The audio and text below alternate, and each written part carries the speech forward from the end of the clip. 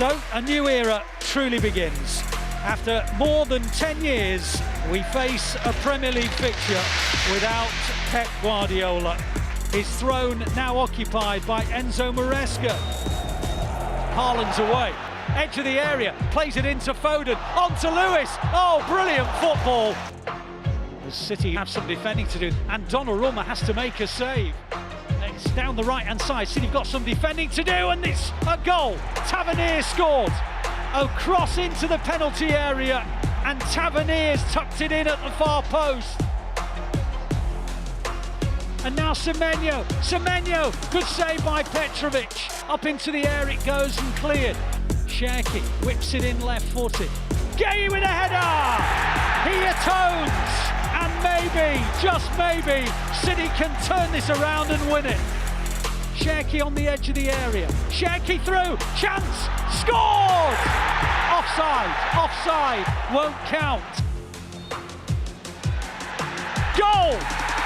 City have won it through Joško Gvardiol, and City have turned it around and they've won. A special day for the environment, for the fans, for the team, and also because I think we deserve to win the game.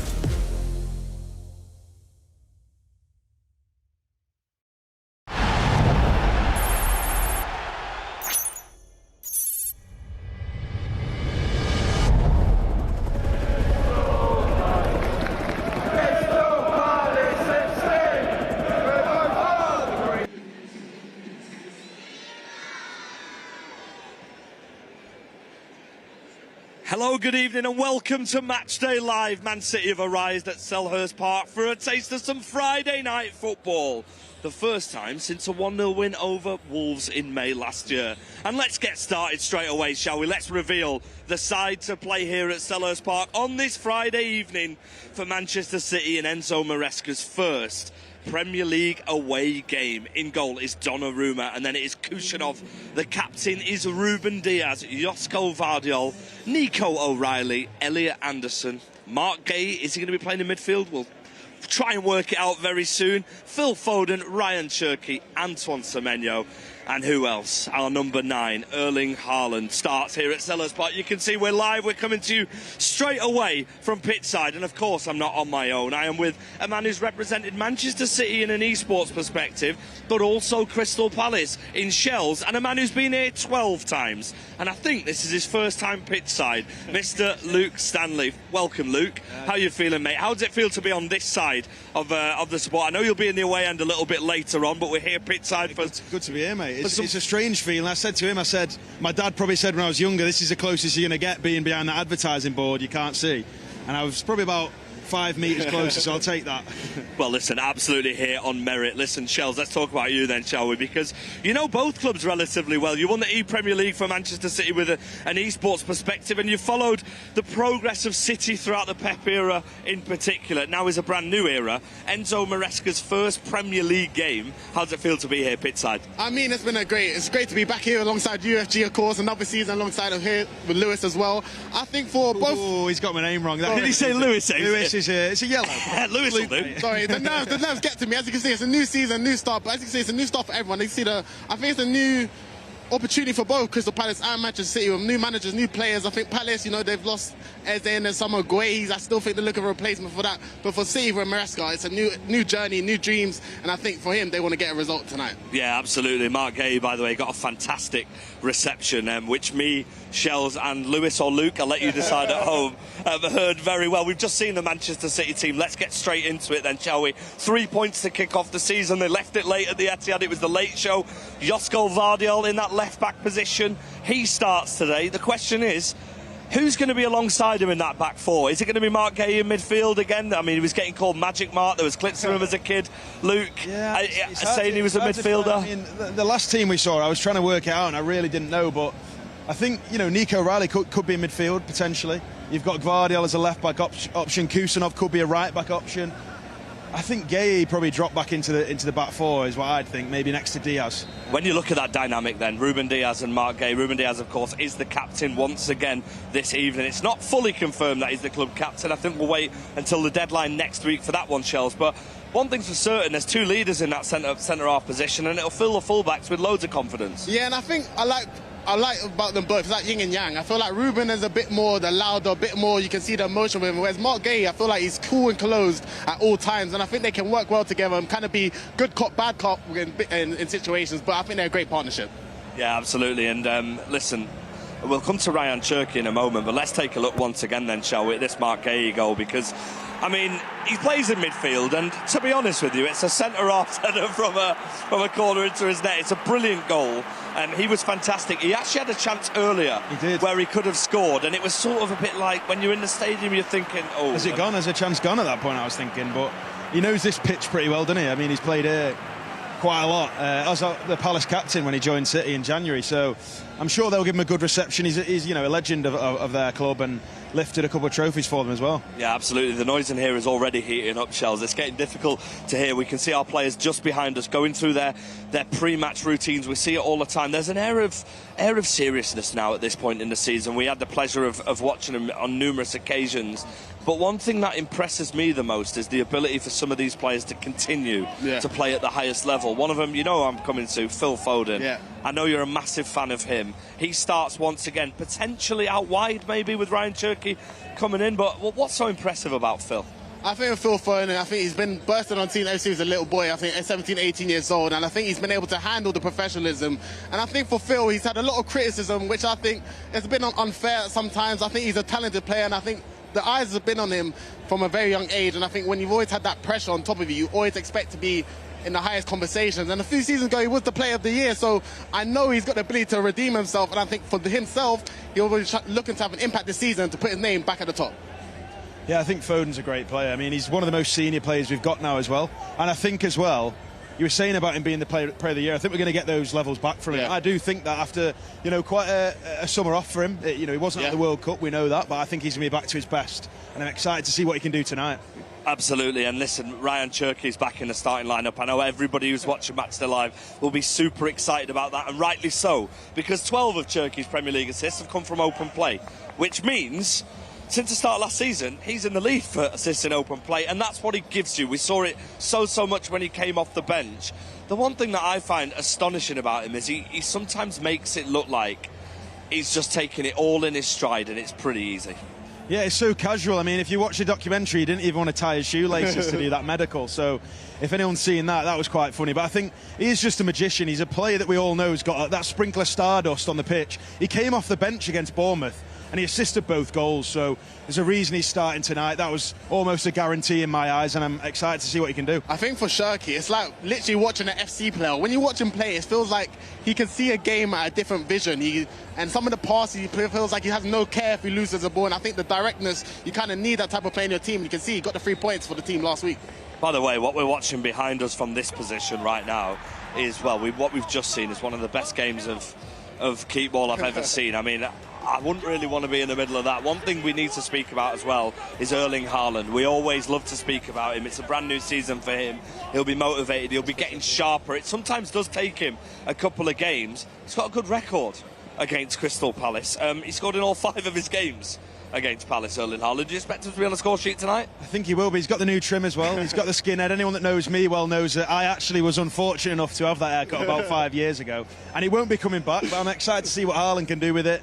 He likes a goal in August as well. I think he's got like 22 in 13 or something in the Premier League in August. So he said he's got a good record against Palace. He's got a good record in August. And I think he'll be certain to score. Certain to score. Yeah, absolutely. Well, listen, it'd be silly to make a case to say he won't score. Elliot Anderson, by the way, what a first game at the Etihad it was for him last week. He seemed to be, I mean, in some senses, it seems like when he came off and he had cramp, you sort of understood why he had cramp, because he covered every blade of grass at the Etihad. It's fantastic to see that he's fit and he's ready to play, but how much quality is he adding to this City side, Chelsea? Yeah, and I think what I love about Elliot Anderson, it seems that he's carrying the confidence that he had at Nottingham Forest to the team at Manchester City, and I feel like for a new signing, you might be quite scared to adapt to your new surroundings. Alongside the likes of Erling Haaland, Donnarumma, which are big, high-profile players. But for Elliot Anderson, this is the move that he kind of dreams of as a young player in the career. And I think he has a real opportunity to not only establish himself as one of the best English midfielders, but one of the best English midfielders in the Premier League as well. And of course, a brand new arrival, Ayoub Bouyadi. You're probably wondering where he is. Well, he's here. He's a part of the substitutes bench today. A fantastic player that we're really looking forward to seeing at such a young age. Luke, it's hard not to be excited when you come with such a big price tag. But how important is it to manage expectations with this Ayoub Bouyadi signing? And for him not to be involved here, probably not the biggest shock when you look at the team sheet. You don't want to throw him in at the deep end. I think, it's a tough place to come. Palace are a good team. It's a bit of a hostile atmosphere. Friday night as well. I think it might be slightly naive of the manager to chuck him in starting tonight. Off the bench, a nice little appearance. I'd like to see that. In fact, Kevin De Bruyne made his first appearance for City here off the bench as well, so maybe we'll see something similar from him. That is an incredible stat. I don't know where that came from. It's like an I just remembered encyclopedia, it. this man. 2015, I think, off the bench. Wow, 2015. Let's talk about you then for a second. I mean, we will have an interview from Ayoub Bouyadi, which we'll throw to in a second, but this is your 12th time here as a fan. Tell me what your best moment was. I mean, the one that stands out to me as a fan is maybe the Iheanacho winner. Yeah, I mean, that was actually De Bruyne, I think, that assisted that goal, I believe. So, 2-1 in the last minute. But the year before, in 2014, Yaya Toure show, honestly. Settled the first goal for Dzeko, monsters through and gets the second. And that was the same day. There was a very fortunate result for us where a certain player at Anfield slipped. So we'll take that all day long. 2-0 to Chelsea that day, 2-0 to City away at Palace, and that was a very good day. Yeah, that was a super Sunday, definitely. Let's hope for a fantastic Friday here, Shells. Let's talk about you and being at Selhurst Park. Of course, you did represent Crystal Palace after your incredibly successful spell with Manchester City.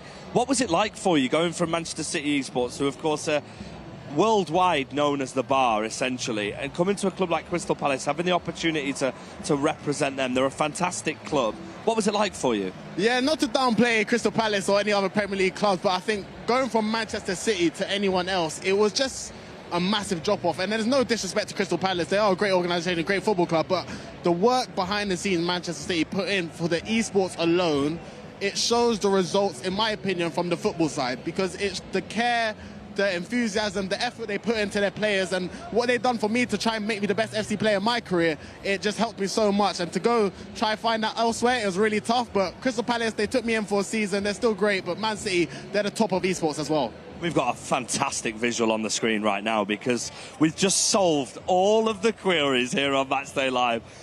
It would be silly to bet against this being our back four. Kushanov lining up in the right back position. As you said, Luke, Mark Gay and Ruben Diaz in the centre-half position, and the man who scored the winner at the Etihad, Josko Vardiol, at left back. There's a lot of leaders in there. Yeah. There's a big personalities in there. That is a back four that you'd probably be pretty happy seeing, wouldn't you? Yeah, I can see they're keeping that line, and obviously there's been a few ins and outs of that back four. And for the first goal in particular, the goal Bournemouth scored, there was a few question marks over the shape and that line and holding it. So it's good to see that we're doing a little bit of work before the game, just to maybe brush off any rustiness. It's the start of the season, remember, we've had a pre-season, but we're only on our second Premier League game and our second proper game, if we want to just forget about that Community Shield. We've got a good little back four here. Well, not very little, not little, but a good big back four. Yeah, I was about to say, I think the back four. I was looking at FG when I said that. It only took about 5 minutes. The mascot's just walked past and giving our cameraman a special hello.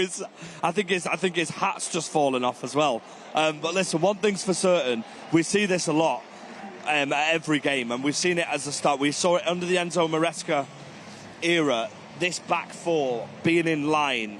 How long do you reckon it will take for them to be at the point where it becomes second nature to them, with the defensive structure changing a little bit? How long do you think it'll take them? Could take a little bit of time. Not everything's going to settle in straight away. A lot of the good stuff we've seen from Maresca coming in with like the direct play of the wingers, the fullbacks kind of doing different things to what they've done under Pep. Might take a little bit of time for them to get used to it, but I think in terms of keeping a line, I think at any level they should be getting up to scratch tonight with that. Yeah, absolutely. And we mentioned earlier the substitutes bench, incredibly strong here at Selhurst Park. It looks like that strength and depth is still there. I want to talk about Ayoub Bouyadi again, because we had a fantastic interview which was rolled out across Manchester City socials when he signed, and I want to show you that here on Matchday Live in case you missed it. He sat down with Holly earlier in the week. I'm really, really happy, really proud to be here. One of the greatest clubs in the world, and I hope everything's going to be right in the future. I was good in Lille, I felt very good, but it was the moment for me to step over, and coming in City was, I think, the right things to do, and I'm really happy and proud to be here. For those that might not be familiar with your game, how would you describe your playing style? I would say that I'm a player who plays for the team. I'm a really collective player. I try to put my teammates in the best position and to give everything every time for the team. But I think Premier League is the most attractive and most competitive championship in the world, the best championship in the world. So every player's dreams to play in Premier League, and I hope I'm going to play in the Premier League really soon as possible. And how about Manchester City? Any memories in particular stand out for you? Yeah, of course. When I grew up with the Manchester City of Guardiola, when he arrived, what he done was just amazing. But now we know that City is one of the greatest clubs in the world, with the best player, the best team, the best campus. So everything is done to perform here and to do the best. And what about players? Are there any City players that have perhaps influenced your style of play? Yes, I really like to watch Kevin De Bruyne. Also Yaya Toure. I was a bit younger, but I saw a lot of video of him. But no, a lot of great players came in City, so like Rodri. I can tell you all of the players that I watched in City, there is too many. We know that in the great club we need to win. And yes, but we're going to see what's going to happen. What's important is that I'm going to give 100%, be always here for the team, and then it's the future. Ayoub, congratulations again on joining the club, and we wish you the best of luck. Thank you. Many thanks, I really appreciate it.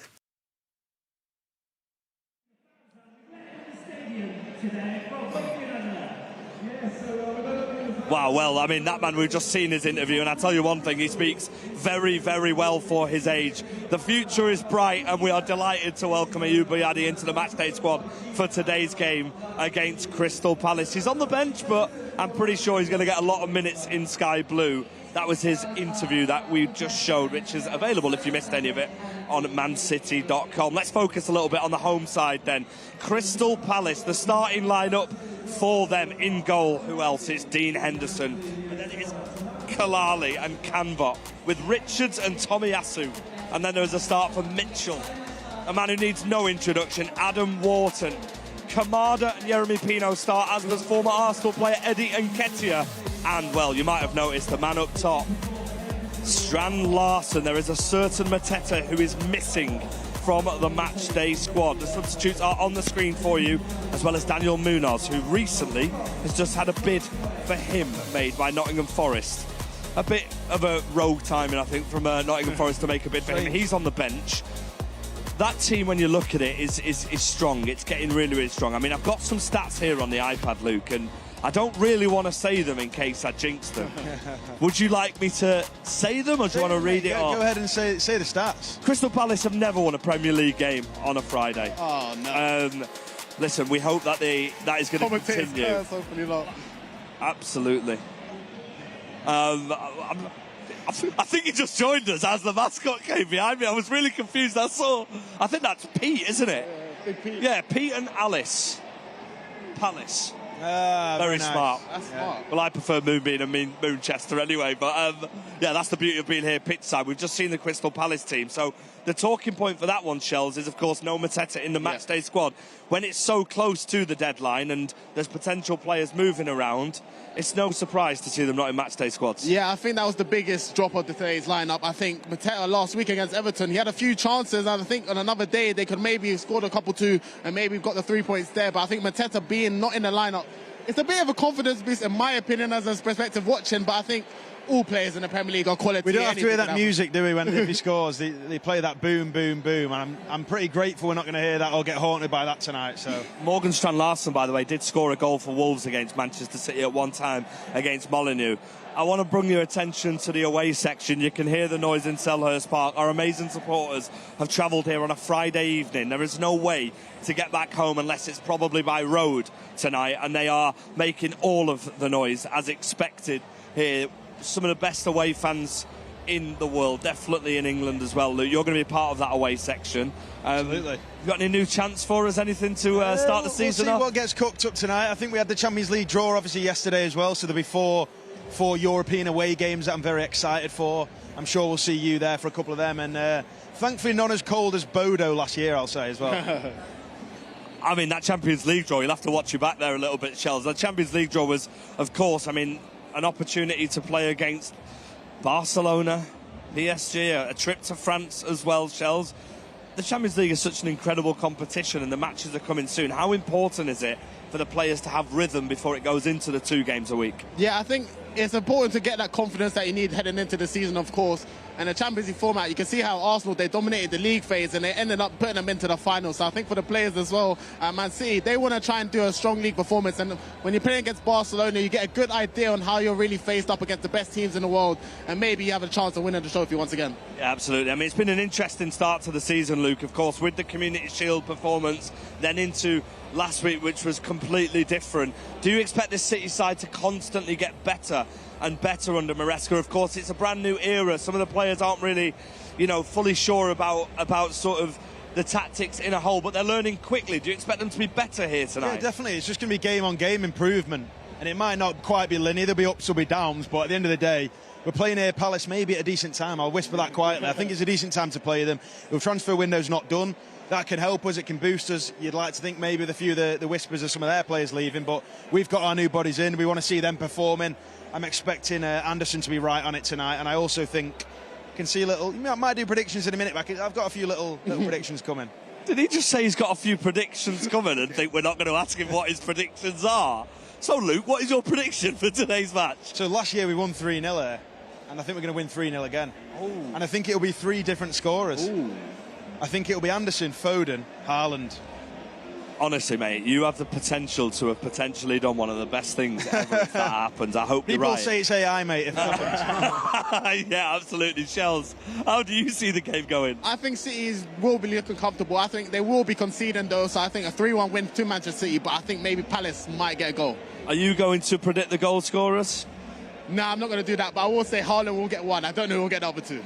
Yeah. Rogue of you to say HAALAND will score, mate. Listen, it's been a lot of fun here at Selhurst Park. We've only got a few minutes left, and it's only right that we talk about EAFC, Shells, because for those City fans who play the game, as we get wet by the sprinklers like we do every single week, there are some very special announcements for this new game. FC 27 includes Sergio Aguero as an icon, Yaya Toure as an icon, and also Ellen White as well in EAFC. Question, Shells, how many of them get in your ultimate team at the start? To be honest, they give the play, you know, it's a play-style heavy game, so Yaya Toure always misses the bench, but Aguero, I can't wait to see him in my team. I know he's going to have that goal finesse shot. Surely, I think he'll be a deadly striker in the game. Luke, are you going to be playing any ultimate team? We'll have a look. I think I've heard a few shivers and question marks from the Palace end when he said Yaya Toure's name loudly. He loved a goal there. I think Aguero only being 90 rated, though. I don't know who's picked those. 95 minimum for me. Well, absolutely. Listen, now's your time to tell them EA will be watching, so fantastic. Our away fans are making loads and loads of noise. No surprise whatsoever. We're going to have a very special EAFC Matchday Live in a couple of weeks to celebrate the launch of the new game. There'll be loads more about that. Keep in touch, keep letting us all know throughout socials. But for now, it's getting close. Friday night, a real chance to make a statement here. It's a difficult place to play. Luke, you've predicted 3-0. How many goals in the first half? 1 in the first half. I think Friday nights are a little bit weird because everyone's watching. You get a game on a Saturday, a Sunday. There's other games going on Friday night. Everyone is watching. So let's hope we can silence any haters and get a nice 3 points in the bag. Yeah, absolutely. Listen, it's nearly time to go to watch the first half. Listen, it's been an absolute pleasure, gents. It's gone really quick. Thank you to Luke or Lewis and to Shells for the first half coverage. We'll be back at half time. For now, we're going to head to the away end and support the boys. I hope you're going to enjoy the game watching wherever you are. You know when we are at the best? When the shoulders are down and enjoying playing football. New manager, new set of faces. It's been year after year of Chelsea domination in the league. With City, we're used to seeing this team who were playing excellent football, but just didn't know how to get over the edge. Last year was really tough. Sometimes tough times can actually bring a group together. The message from the beginning has been so positive. Andre's had a massive part to play in that. You go again? Yeah. You go. He just gives us that freedom to go out and express ourselves, and then once we do that, obviously the results will take care of itself.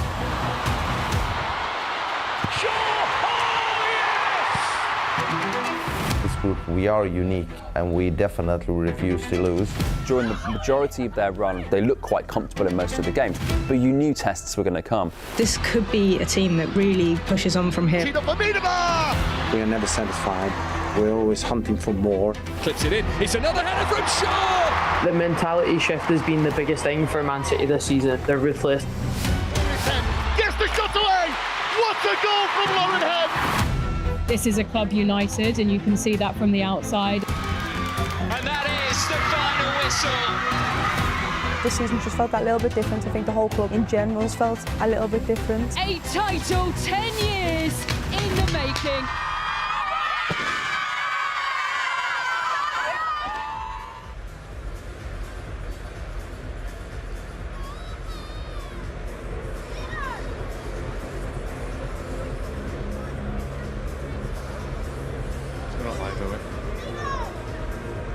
Manchester City fans, good evening, wherever you are around the world. Thank you for joining us, whether you are watching on our brand new live channel. You'll know this season we're doing things bigger, better and different. Part of what we're bringing you this season is watch-alongs, and I've got the great pleasure of being a part of tonight's watch-along for our second Premier League game of the season. It's Crystal Palace away. We travel to Selhurst Park to try and secure another 3 points on the back of that opening day win against Bournemouth. We'll be talking about all of that and more as the game goes on, and bringing you all the action and our live reactions, which I'm a little bit worried about, because anyone who knows me and watched the game with me is I do get quite into it, so I will apologise in advance, but hoping to keep me on the straight and narrow, I have got the man, the legend, Mr. Paul Dickov alongside me. Paul, a very good evening to you, my friend. That's the first time I've ever had on the straight and narrow and my name mentioned in the same sentence, Kel, actually. But thank you very much for the introduction. Yeah. We watched the League Cup game together as well, didn't we? Yeah. And I think I was actually quite calm. What was that? I can't remember. Calm-ish? Maybe you not. Know? I think you'll be fine. I'll I'm be not all right, worried. Liam. When you said straight now, I thought you were introing me first, I'll be honest with you. And then you said the man, the myth, the legend. I thought that's not me. I think he got us mixed up. Yeah, maybe. Well, someone who probably is going to keep me and Paul on the straight and narrow as well. Liam is also on the couch alongside Paul. Gents, a very good evening. Really excited to be watching this game with you and with our fans around the world, wherever you are. Thank you for joining us. Remember as well, if you want to send some comments in throughout the game, maybe you see something that we've not noticed, maybe you want to put a question to Liam or to Paul, you can do that. Just however you are, send them in and I'll try and put them throughout the game. Let's begin then with a quick prediction. I know we're going to talk about the team, but just before we kick off, so we know we've got it in. Paul, how could you see this one playing out today? Yeah, I'm confident tonight. I like the look of the team. Looks strong, looks big as well. We were talking before it when the team came out. A lot of physicality in there. We all know Selhurst is a tough place to go this early in the season, but take the confidence from the Bournemouth game, coming back and winning. And I'm confident tonight. Yeah, love that. And I mean, it does feel that there was something in the way that we win. I mean, we've seen them games and there's winning, but getting that late equaliser and getting an even later winner, it creates an energy and brings the momentum that hopefully we can carry to this difficult place, like Paul says. I feel like for City, it's the familiarity, right? We know that we can score late, and to see it transition into a new era, it sort of makes you feel at home, makes you feel like, OK, we've still got that about us, and I think it's the perfect tonic for the start of the season, right? You're not really sure. New manager, new players, same old City. Good. No, I think being at Selhurst as well, I think it's every game, but especially down there, you need to start the game well. Yeah. And not give them any sniff, you know, because the crowd are fantastic. It's a great atmosphere. They're home, although our record's fairly good there, but the first 10-15 minutes I think are crucial. You know, if we can just stamp our authority in the game a little bit. They had a really disappointing result against Everton. Yes, yeah. In the first game, and we've got a few players missing. You know, there's a bit of discontent within the club at the minute, so I think it's important. Well, we really start well. We're just looking at the Crystal Palace team here. I mean, you'll have seen it. We've got, some big names missing. I mean, there's no Mateta on there, which I know is a big miss as well. Sarr, there's a lot of noise around him as well. But I mean, they've still got a threat in Ketia and Larson up front as well. Yeah, Strand Larsen's a handful. You know, so that's what I'm looking at our back four. I mean, we first got the team, we didn't know who was Nico Riley going to be left back? Yeah. And Mark Gahey, like he'd done ever so well last week, was he going to be in midfield? But it looks as if it's going to be Mark Gahey centre half and Gvardiol, and it's a physical centre half against a physical front line of Palace. just bringing you the City team. You might have caught it with FG, but if you've not, I'll run you through it. It's Donnarumma in goal. Then we've got a back four. We wasn't sure where Gay was going to play, but Gay is in the centre of defence with Ruben Diaz, Kusanov right back, Gvardiol at left back. Nico Riley moves into the middle alongside Elliot Anderson, and we're thinking CHERKI, although you never know, could be Phil. And then out on the wing, Phil, Semenyo on one side, Erling Haaland down the middle.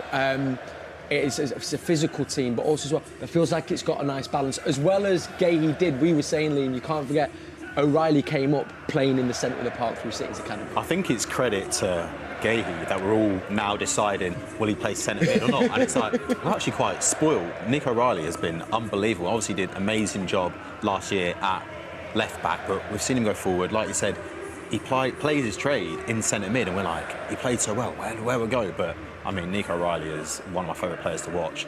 Talking about the physicality, he's a big guy, but the technical ability of him, he's unbelievable. They were talking in our pre-match show on Matchday Live, because they got to watch the rondos close up, which is something we get to see. It's a real privilege, and whenever I watch the rondos, no one gets the ball off Nico, and for someone so big, his feet are that good. Can't forget as well, Young Player of the Year. As voted for by the players this year at the PFA Awards, which was, I mean, that was kind of a given. It was a lock. It does. And it speaks volumes that he was up for actual Player of the Year as well. Yeah. Yes. You know, he was up for both. So huge congratulations to him. But, you know, Nico in there talking about technical ability, and I'm so looking forward to seeing CHERKI and Foden playing together as well.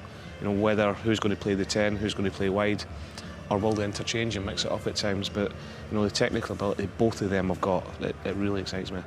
We're talking about this with my dad as well, obviously, with Haaland not technically really being a backup striker, we have that kind of maybe false nine option. Not playing that tonight, but the fact that there is such fluidity within this team and players can do that, do you think that's something Enzo will turn to, the fact that you kind of go, look, you're starting here, but trust each other to go here, there and everywhere? Because even if maybe Gay did want to go into the middle, do you know what I mean? O'Reilly can drop into left back, Gvardiol can move across. There seems to be real, chance of fluidity and freedom of movement, Liam. It's good, isn't it? Like, you're saying it, I'm smiling. I like the idea of it, but it's like that positionless football. Like, it's just so good. I mean, you think about, like, false nine there. I'm going, Semenyo can play in there. Like, and he did it for Bournemouth, and he's not a small man. Like, he's got it about him. It's just, it's exciting, and because it's new, it feels like anything can happen, right? And we're all looking at stuff, checking the lineup, and we're breaking it down. It's an exciting time, it really is. And I mean, beginning of the season, I'm always a bit nervous. I like to see a few games under our belt, get going. Like, my palms are sweaty. It's just like, you said, start well, and I'll chill out. You know, it will be sweet. And it looks already as if Phil's going to, he's on the right hand side. On the right hand side, he's going to be in the middle. But look, with Enzo, he'll have a structure and he'll have a system that he wants to play. But when you've got players that we're talking about, the technical ability that these guys have got, he won't mind if they go and roam over the pitch, because they've got the football intelligence to fill in for each other. As long as they're in their shape without the ball, when the ball breaks down, I'm pretty sure with CHERKI and Nico O'Reilly, Phil Foden especially, Semenyo, that if they want to interchange, let them go and do it. Yes. Paul, I wondered as well, I mean, when a new manager comes in, new ideas, new philosophies, Enzo has spoke about as well, of course, I think players have similarities to what they've been used to, but also him bringing his own stamp. Do you feel that as a player, that almost a bit of a reset, that it's kind of like, I'm going to need to show him what I'm about, and also a bit of a clean slate almost in a way? Yeah, absolutely. Look, and we all know how brilliant Pep is and was, and how great he was for us. But sometimes it can be a breath of fresh air, just hearing a new voice sometimes. Yes, yeah. Just had there was a ball played here from Adam Wharton, who I'll speak about in a second. Lovely ball through down there to Nketiah, number 9 for Palace. Great block from Ruben Diaz, and also nudges a little save from Donnarumma, who of course now is our new number 1, so it's a corner for Crystal Palace. But key player for them today, Paul. And he's a top player. You know, you've just seen that the vision there to just play that one ball round the corner, and that's corner's coming in. Sorry, that's something they would have worked on. Sorry, I'm getting a bit nervous. It's all right. No, not at all. I mean, Elliot Anderson across there just to stop a lovely reverse pass. You were saying, you can feel here what Paul was saying, Liam. It's a quick start here from Palace. You almost need to... Shot taken there, Diaz clears it with the header. You need to weather this storm at Selhurst Park. Such an intense ground, isn't it? I think just don't let the fans get behind them almost. Don't give them a half chance. Don't let them get any momentum, because once they start, only a goal's going to stop them, really, with the fans. Like, they're so good there. And these are the moments we're on about where you've got to really stand tall and dig in these first 10-15 minutes. Could see there as well, Ruben Diaz really kind of stepping into that kind of and being seen and felt. Another ball in, claimed by Donnarumma. Do you have memories of playing at Selhurst Park, Paul? Yeah, a few times. Just remember the atmosphere being great. You know, obviously played there, played for City, Blackburn and Leicester, and played for Palace. No, well, gosh, so yeah, for a little bit. So fantastic club, absolute nightmare getting in and out of the ground. So I really, as always, I've got to take my hat off to the City fans on a Friday night that have made their way down there. You know, they'll never stop singing. They'll be great. But yeah, it's a really good club. Wasn't there a long time, but a club that I got on really well with every day when I was there. But tough place to go as an away team. I was going to say, I mean, that when you felt it when the fans are behind you, when they're not. It's what I was saying before, Kel. You know, before the game in the changing room, whatever club it was and whatever the manager was, it's like, don't let them get on top of you the first 10-15 minutes, because if you do, you're going to be in trouble. Try and take the sting out of them as early as you can. I mean, we know the fans can be that 12th man. There's not many grounds left really that they can have, that you feel like can make such an impact on the game. Do you know what I mean? They're all a little bit bigger, maybe not as close, whereas the closeness of Selhurst Park, I think, gives so much to them, doesn't it, Liam? It's got that old school feel, hasn't it? It's a bit like what Goodison was like. Yeah. And we are sort of, as it expands, as the Premier League expands, as teams get bigger, we're sort of moving away from it, but yeah, it does feel like one of those bases where it's still like good old English football. Good old English football. Yeah. And the behind the plans here, there's another been Anderson just kind of uncharacteristically seems to give the ball away in midfield, and it was a quick break there. Again, Adam Wharton at the centre of everything. I mean, they've had a few outgoings, obviously, not to mention as well, obviously, Oliver Glasner going. Mateta's not there, obviously, we know Sarr's been linked. He seems like the key man, Wharton, for them, Paul. He is, and, you know, just from a footballer's personal point of view, you've got to be wondering what he's thinking, because he's the best player, he's their captain, and he's seen the better players around him leaving. Yeah. And we know there's a lot of interest in them, but Palace have come out and said he's not for sale, but you know, he's such a good footballer that I don't think he'll let that affect him. We've seen that already in the first 4 minutes. You know, he's gotten the ball a couple of times and caused us a few problems. It's a tough gig, that. Like you said, captain, you're watching the players around you leave, you know you're one of the top players. You're attached with the club, it's like, do I jump ship, do I stay? Like, what do you do for your career, sort of thing? It must be a difficult position. It's a great point, Liam, because I'm looking at it already and I was wondering what he was going to be like tonight. Yeah. You know, because the tendency is with footballers and their mentality nowadays is spit the dummy out the pram and they're down tools. Sarr's done it, isn't he? Yeah. But he's started the game. He's really leading by example, and that'll only do him so much good going forward when clubs eventually do come and get him, because they'll be looking at not just his football ability but the character and the leadership qualities that he's got as well. You could even liken it to, I mean, we've ended up signing him last January on the ball now. Mark Gay was linked obviously to not with us, was all set to go to maybe Liverpool, but he never once. His professionalism throughout said so much about his character as well.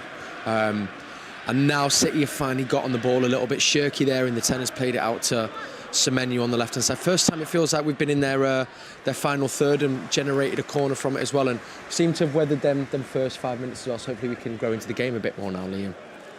Yeah, I think with the first 5 minutes, it's just don't make any silly mistakes. No rash tackles, loose passes. Like, we know they're going to come out. We're playing away from home. They're going to come out the blocks firing. They want to get the crowd behind them.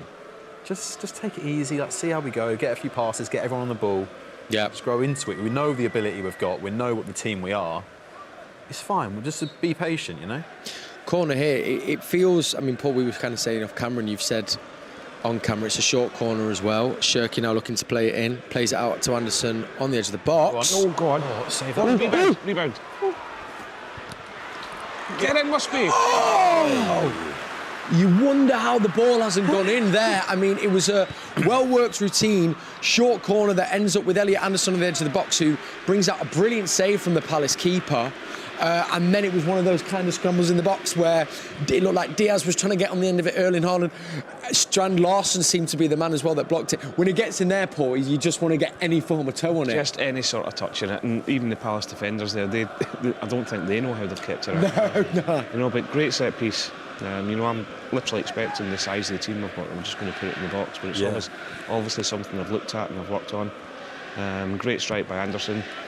And, you know, with bodies in the box and just so unlucky just not to for one of them to get a tap in. Yeah, it was so close there as well. Hopefully as well now. On top of you.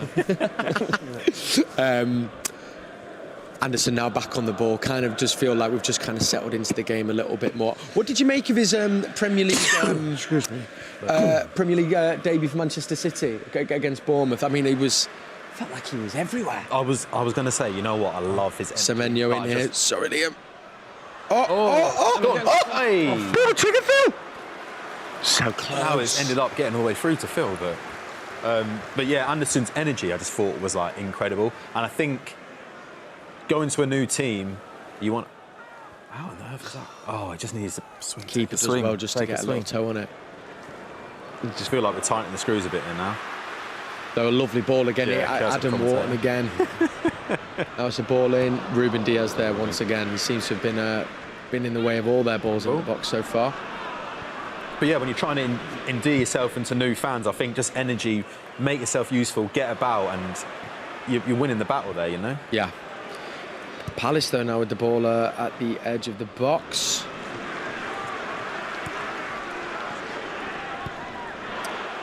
Does it look like he's offside? Offside there, was ball played in behind, offside there for Palace. Yeah, and Paul, we knew what, I mean, that was one of the things that you talk about is running. You wonder how do you replace Bernardo Silva's legs? Seem to have found that in Anderson. But also as an all-round player, what do you think he brings to this City team, and what are you excited to see throughout the season from him under Maresca? For me already, and seeing him at Forest, he's got everything that you want from a midfielder. I hate going and saying he's an old-school player, but he's box to box. He can do the 6, he can do the 8, he can even do the 10. He scores goals, he creates, he breaks things up, and just his awareness in the football pitch is incredible. It's natural, you know. Yeah. And he's at 23 years old. It's just, I'm so excited about how better that he's going to get. Yeah. Sorry, just watching back that chance, I can't believe we didn't score.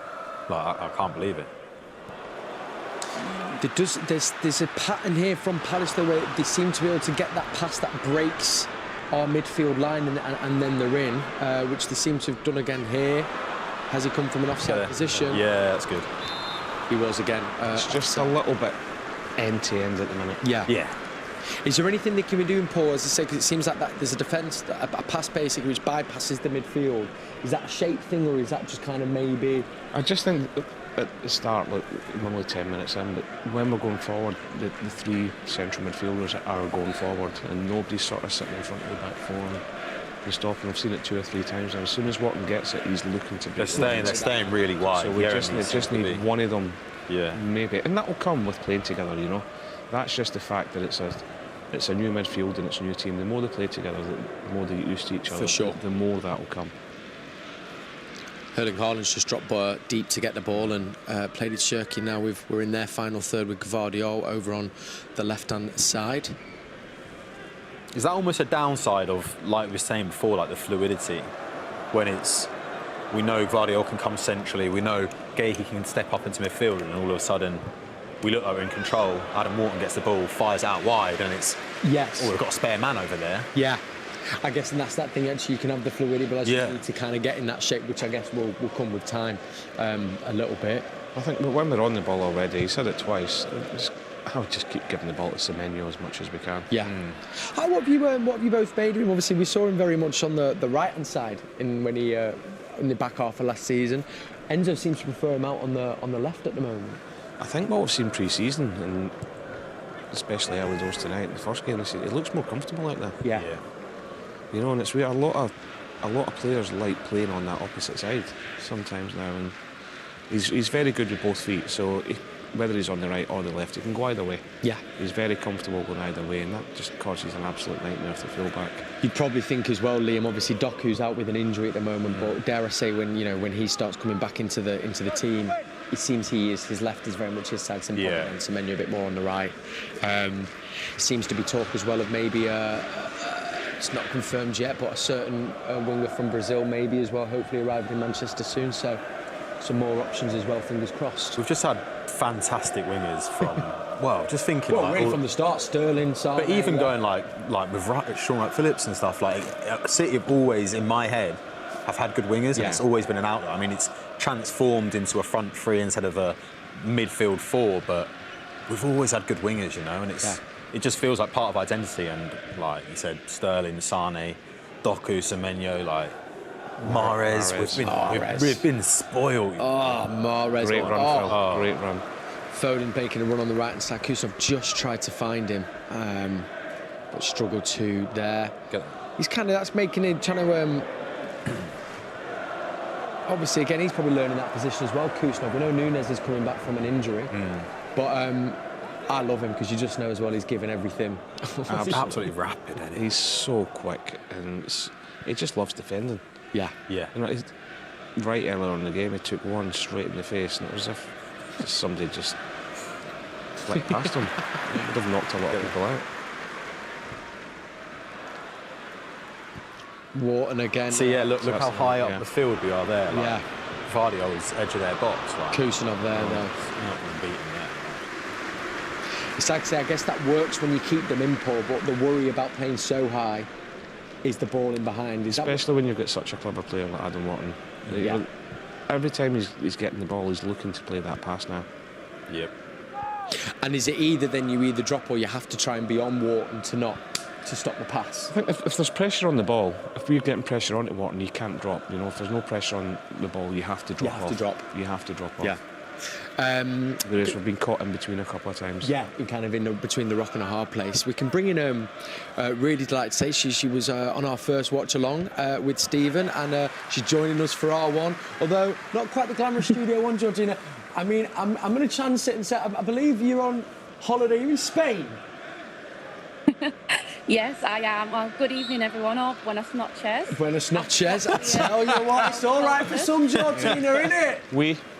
It is, Kel. Let me tell you, I've swapped the Costa del Sol for the Costa del Sol, so I'm living it up, let me tell you. But, yeah, I'm having a great old time tonight, but it's very difficult. I'm trying to watch the game and talk, and it's a lot more difficult than people envision. I would agree. It's kind of my first watch along, and you do, because we get so engrossed and lost in the game. And also, I will say, we appreciate you joining us. That is a true blue joining us for a Matchday Live watch along while on holiday. First 15 minutes in, I mean, it's quite end to end. What have you made of the first 15 minutes? It's a bit bitty, isn't it?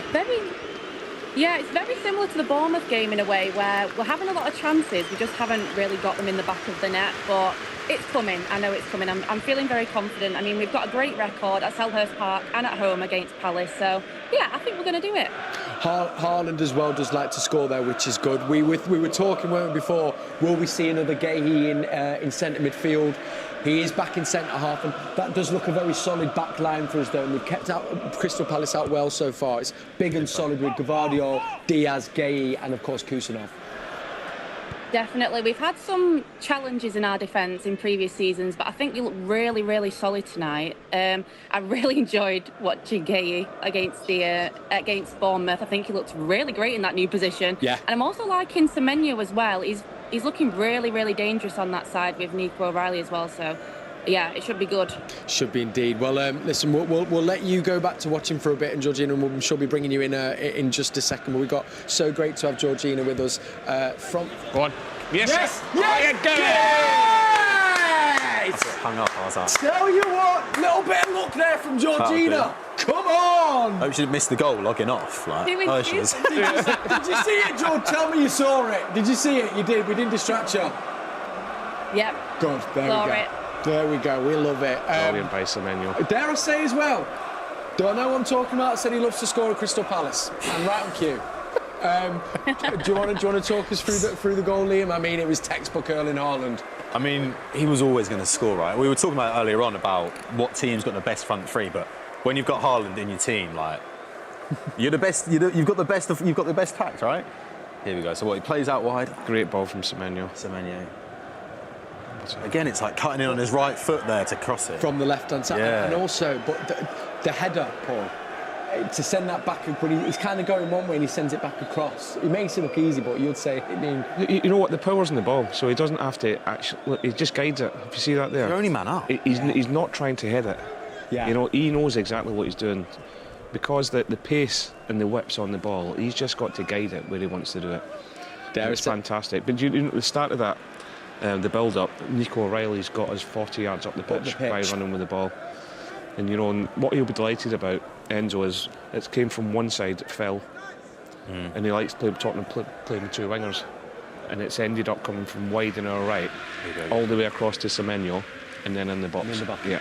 And you've got to move defences around to get chances, and that's exactly what they've done there. Fantastic goal. Palace will be fuming about that, though. I mean, Semenyo's stopped the ball there. It looked like a set piece. Yeah. Like, you want to give Palace, yeah, you need to be on him straight away. Especially when you get somebody like Haaland in the box. Of course, yeah. They stop them deliveries. And new haircut as well. Yeah, new haircut there. I mean, that's the first one with the new head of hair. He's not lost his power after all. No, losing his hair. Thankfully not. If you've just joined us, welcome to the Watch Along. I'm with Liam and Paul, and it is currently Manchester City 1, Crystal Palace 0. That does mean now, and I think I've got this right, he's scored in every game against Crystal Palace, Erling Haaland, so I'm sure he'll be delighted with that stat. 9 goals in total against Crystal Palace. Amazing. I think that what we can hear there, we could actually hear someone going go, go, go from the touchline. I'm guessing that is Enzo, and I wanted to ask you about this, Paul, because under Pep, we've always spoken, obviously we knew about the press, but he's really making a point about almost wanting it to be more intense. He gave a stat about 78%, I think, recoveries against Bournemouth. Yeah. Key to the way he wants to play, isn't it? It is, and do you know what? I know it was different levels, especially at Leicester in the Championship, but that was how he set up his team, and his first management job was to wrest the life out of the other teams there. And you can see it here. You know, Semenyo, although he's wide, he's pushed really, really high up. Phil's ready to go. He's in a position where he's half and half that the ball goes there. He's on the front foot, ready. Oh, go on then. They're not waiting on the ball to go. They're pressing already. Off the bat, yeah. Yeah, you know. Whereas sometimes maybe you're waiting for a trigger. They're almost just going without that. And they're enticing it to go as well. Yes. They're on their way already, you know. And that gets the team up the pitch so much as well. But everybody's got to be at it. You can't have one or two doing it because you leave yourself wide open as a team. If just one drops off. I mean, I guess it changes, doesn't it, as the game goes on. It's got to be hard to sustain that for 90 minutes as well, though, hasn't it? It's their job. Yeah, fair enough, actually. Yeah, true. We've just picked the ball back up again in midfield. It's now with Anderson as well, driving forward. Seems the momentum shifted now with Semenyo on the edge of the box. Plays the ball across. And it is... I tell you, that foot there, Liam, was key because it felt like that was falling to Phil or to Haaland. I'll tell you what, Nico Riley has been everywhere. I'm trying to pinpoint where he's playing, but he's just getting across and... He's hard to pick up. I just can't see, even now, look at the space he's got. Yeah.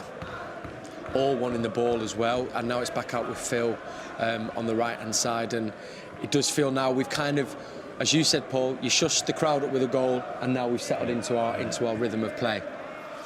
It's now out with Gueye and Semenyo out on the left-hand side. And we can hear, if you're watching as well, the boys in blue at Selhurst Park on a Friday night are in fine voice. Manchester City 1, Crystal Palace 0.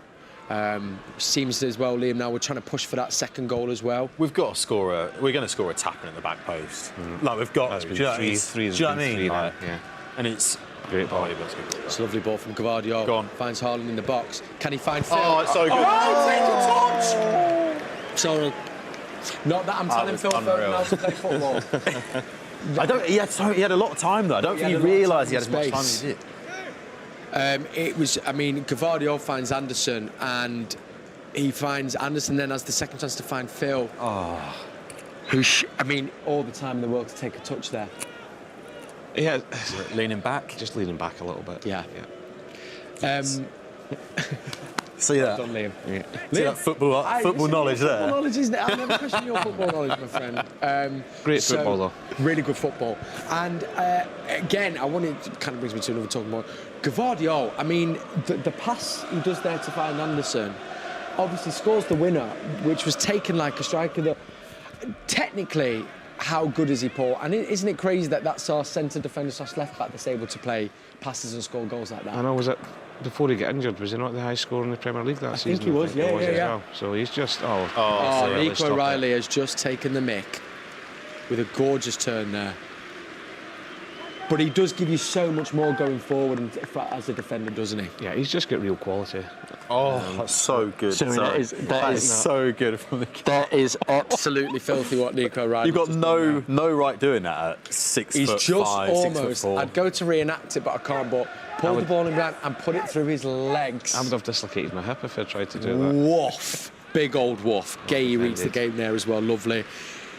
Crystal Palace starting to struggle to try and get the ball up the pitch as we kind of do what City do best, which is starting to camp in their half. It's at our pace now. Yeah, like great point. We're really dictating the play here. I mean, listen to how quiet the Palace fans are now compared to what they were. There does seem to have been that big shift all of a sudden, as we just kind of now are playing with the ball around at the back, very close to making it 2-0 there, 2-0. I think it was going that way with the fans. Strand Larsen was giving it that after, and then we scored like soon after, and it's just Bloom was already going down. It's put an hole in that real quick. Gigi Donnarumma on the ball there, of course. The new number 1 after Trafford going to Leeds, of course, wishing James Trafford all the best with that move. Feels so far as well, looking at the transfers in. Obviously, you kind of have to count Gay and Semenyo as well. But Donnarumma coming to obviously takes the number 1 shirt. Elliot Anderson we've mentioned. Seems like we've got a striker, a winger coming over from Brazil as well. Also another winger as well, Jeremy Munga from Leicester as well. Young, but I think great to see him around the first team. We were saying as well, Liam, really excited. It feels like Claudio Echeverri is going to stick around this first team. You know what? After his performances in the Club World Cup, I was really, really excited. And unfortunately, did get injured and wasn't able to press on. But that free kick was just unbelievable. And then, like we were saying, the loan move didn't work. It's football, you know. But had he been around the team last year, maybe CHERKI wouldn't have played as much. You never know, and it might be the best for us. But yeah, I'm really excited to see him back at City and getting some minutes. I really am. Obviously, it's not just the lads you've just spoke about there. It's, you know, and the ages of them. Yeah. You know, you look at the experienced ones we've got. It's CHERKI 22, 23. Yeah, he's young, isn't he? 22. Guardiola 23. Yeah. Kusanov 22. Kusanov 22. Anderson 23. O'Reilly's 21, 22. I think, and Enzo at Chelsea, I think fielded one or had the youngest ever. Yeah, that's right. And it feels we've kind of got the same. I mean, you're looking at. I mean, Phil's on the pitch, probably one of the oldest players on the pitch, which is crazy to see it say at what, like 25. Yeah, they were saying it in pre-match that Phil's one of our most senior players because he's been around the team for so long. Probably the oldest outfield player, is he? Well, Diaz. And Ruben. Yeah. But in terms of actual length of time at City, it'll be Phil, for sure. Seems as well we know as well. Enzo, another one of them that gives a lot of chances to the young players. He also announced, I think it's 3 from our academy are going to be around the first team. McAdoo, another winger, I'm really excited to see a little bit more. He's on the bench tonight, isn't he? Floyd Samba, another one as well. And I think it's Braithwaite is the 3rd as well. So putting in there, referee. Phil Foden, he's done well there. just on the ball, kept the ball. It's all over him there, though, referee. We'll have a look at that, please. Still, Crystal Palace 0, Manchester City 1. Kusanov on the ball. Anderson's another one, though. I mean, you say about Nico O'Reilly being everywhere. We're saying another one, Liam. He seems to be kind of popping up all over. And again, that's that great fluidity between him and Nico, which leaves CHERKI just to sit in the 10. And the more they get that understanding, the more that'll work as well. Look how high up Joshka is. That's wild. He's almost in like the inside left of the 10 almost. Yeah, when I was looking at Nico and Anderson, and I was thinking, it's like they're playing as a midfield 2. CHERKI's in a front 4. Then I was like, who's that with the beard? I was like, it's Joshka. Like we're playing a front 5 with our left back in there. Like. Looking around that opening game this season as well, obviously Arsenal got off to winning ways. It was a tricky start for our neighbours in Manchester. Great performance and result that from Hull, by the way, Paul. By the Tigers. You know what? I'm not saying this to be funny or anything. It didn't surprise me. Really? You know, the last... Gay's read that so well there, just intercepted a forward pass. When the fixtures come out, and one of the last teams you want to get is a newly promoted team away from home. because of the feel factor, the bounce, the crowd and everything else. Go on, Cherki. Go on! Oh! Is it? Hey. O'Reilly and Cherki linking up. Foden again so close not to get in the second there.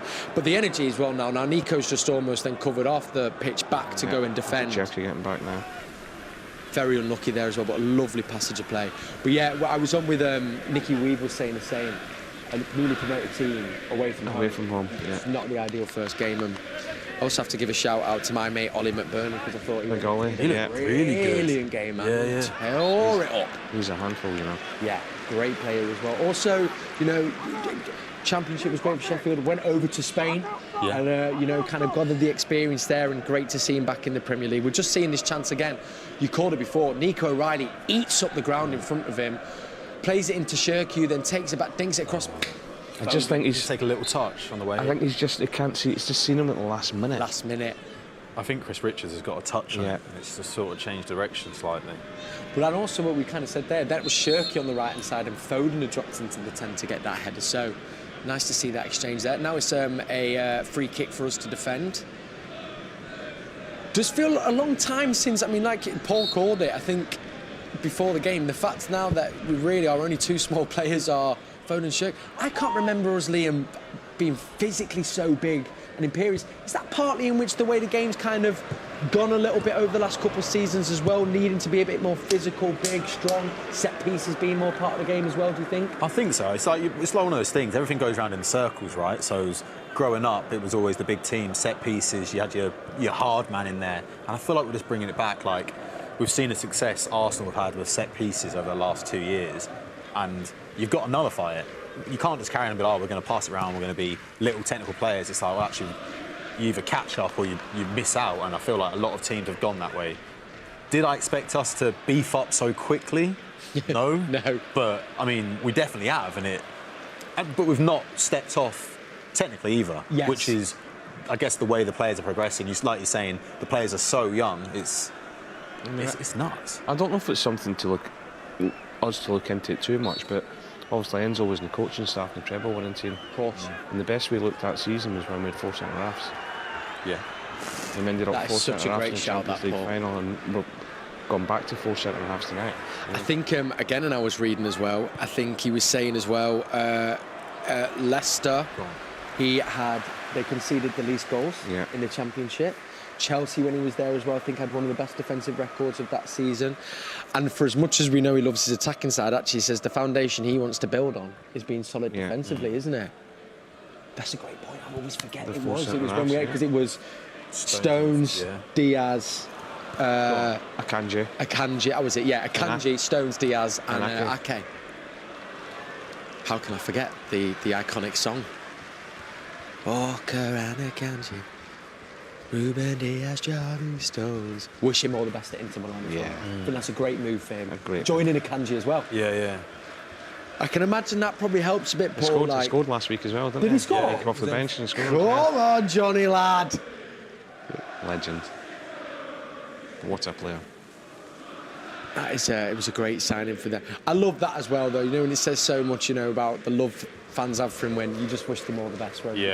Even as well, and I was sad to see him go, but another one I wish all the best, Nico Gonzalez. Yeah. Moving to Newcastle, of course. I mean, really key player for us. Scored that great goal as well to get us into the final. And, you know, again, sad to see him go, but obviously I hope he doesn't do too well with Newcastle. But I'm really, you know, excited to see what he can do over there as well. You know, I know there might be fans that will message in after this, but there's not too many players leave here in bad terms, you know. So true.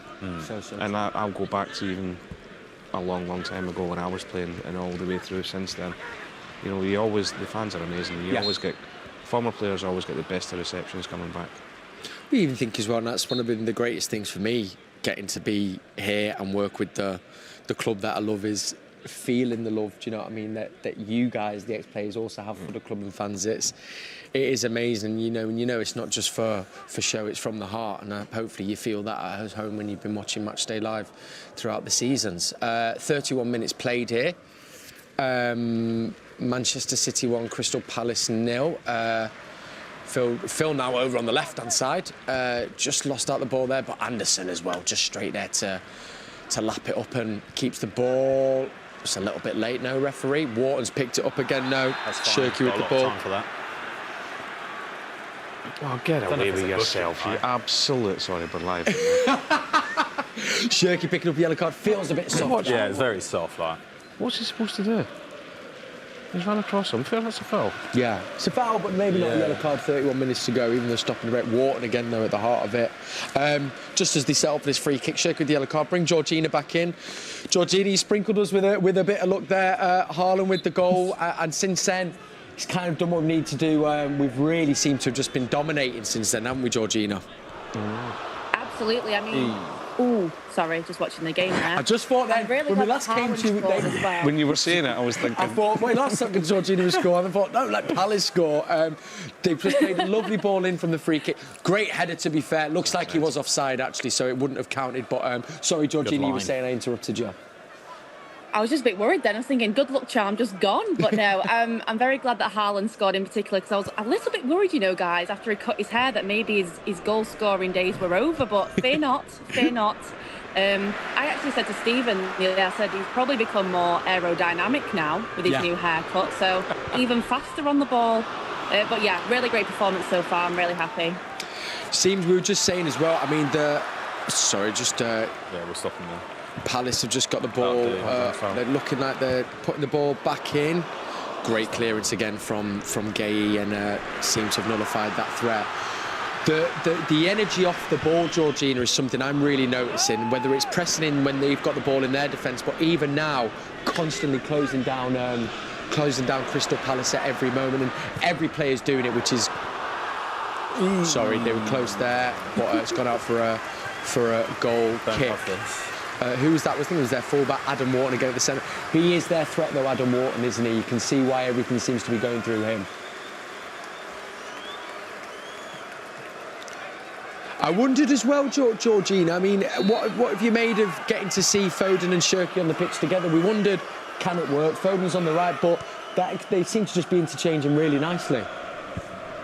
I think it works. Like you said, they're interchanging really nicely. I'm happy to see them both together. I think they work really nicely. And back to your previous comment, Kel, about how active we look off the ball, it's great to see. I think that hunger, especially after winning a treble, you can't buy that. That's something that's ingrained in the players, and it's really, really promising and exciting to see that we've still got that hunger, we've still got that ambition. Just because we're 1-0 up, we're hungry for that next goal, and that's what makes, you know, a title-winning team and a treble-winning team, and I think we're going to get back there very, very soon. Yeah, couldn't agree more, Georgina. Right, we'll let you get back to watching the game. Maybe speak to you just before half-time. We've got about 10 minutes to go here. CHERKI's just on the ball.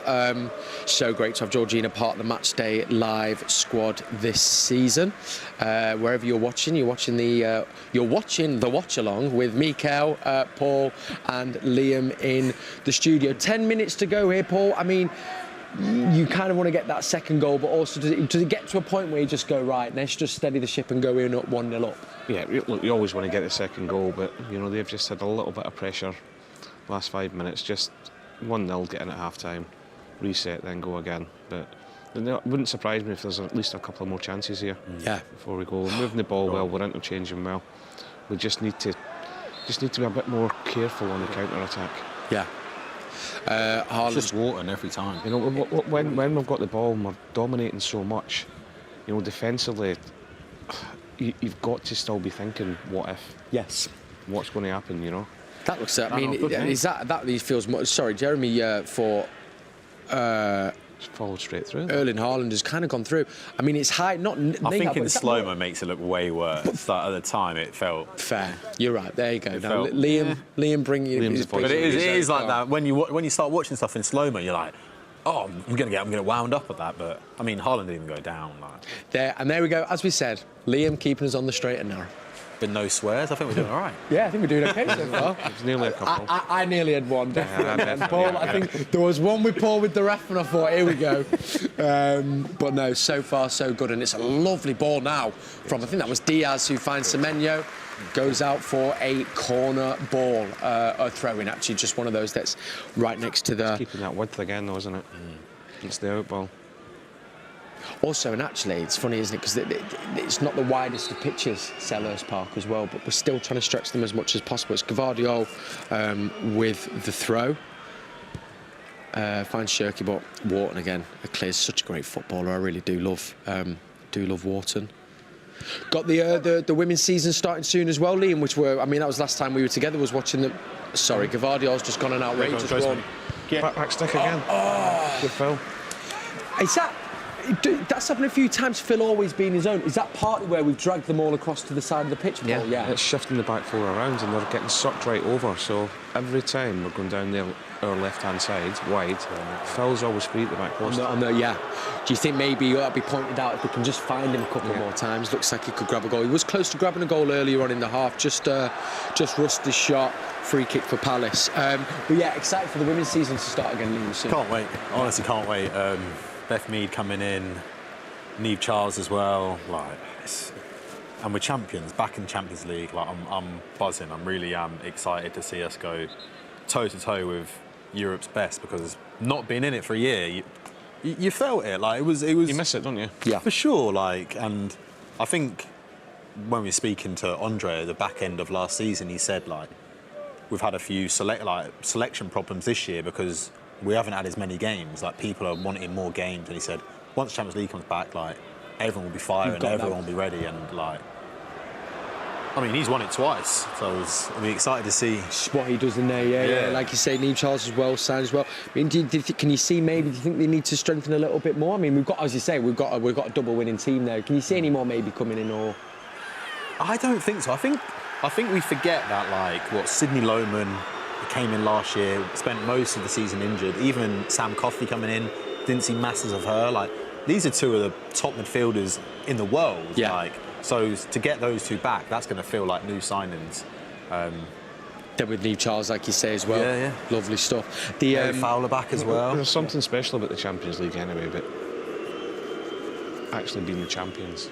Yeah. Champions League. Yeah. Gives it that little bit extra. Of course, as well, there'll be a first full season for the women in their brand new building, which is, again, lucky enough to see it here. Our studio is set at the CFA, and they've got their brilliant now all-built-purpose facility. Lovely mosaic as well was open there on the opening game of the weekend for our very own Steph Horton, which is thoroughly deserved. I mean, the legend that is Steph has now got a mosaic over at the women's building, and rightly so, because she is a pioneer of the women's game and has left a hell of a legacy, not just for City or for England, but for women's football itself. And yeah, we'll be excited to bring you the women's season. Great documentary as well has just come onto Manchester City Plus, all about the women's season last season, first season under Andre Jeglerts, almost like fly on the wall. Get to see how the girls did it. It's not quite out yet, actually. I was a bit excited. That's 3rd of September that'll be out, so keep your eyes peeled. Team talks from Andre. They're such a good watch. And I mean, just going back to the mosaics, I just love that the club does that. Yeah. I love you walk round and from the statues of the stadium to the mosaics to the street names, the pitches, I just love that we represent our legends, and they still feel a part of the club. I just think it's so special, and like I said, being here is, as a City fan, we're spoiled. We really are. This could be a holiday camp for me every time I come. I mean, this is brilliant. It is for me. That's Paul, for me, when do we get me as well? Wharton again with the ball in behind, but who's there? Sweet. Kusanov does get over to Nketiah. He's key, isn't he? I mean, we're just going to let this Palace Gay reads the game so well. The amount of times he's just been in the position to intercept it. A couple of times CHERKI's lost the ball, but they've tried to play it in behind. Collected by Donnarumma. That's key, though, isn't it? If we're playing such a high line, Paul, Kusanov's pace at the back is kind of key to being able to do that. It smells danger. You know, even though he's playing right back, he's covered right across into possibly the left back area there to cover the channel. Yeah. His pace there, and he's done it a couple of times tonight. You know, it's invaluable having that pace when you want to play a high line. You're so right, Cal. It must be so frustrating. I mean, you can tell us when you come up against a defender who's just absolutely rapid. I mean, as a forward, Liam, honestly, there's nothing worse especially if you're a forward that wants to run channels, then coming up against a defender who's quicker than you. Because you've got to completely change your game. You know, what comes natural to and what came natural to me was run the channels.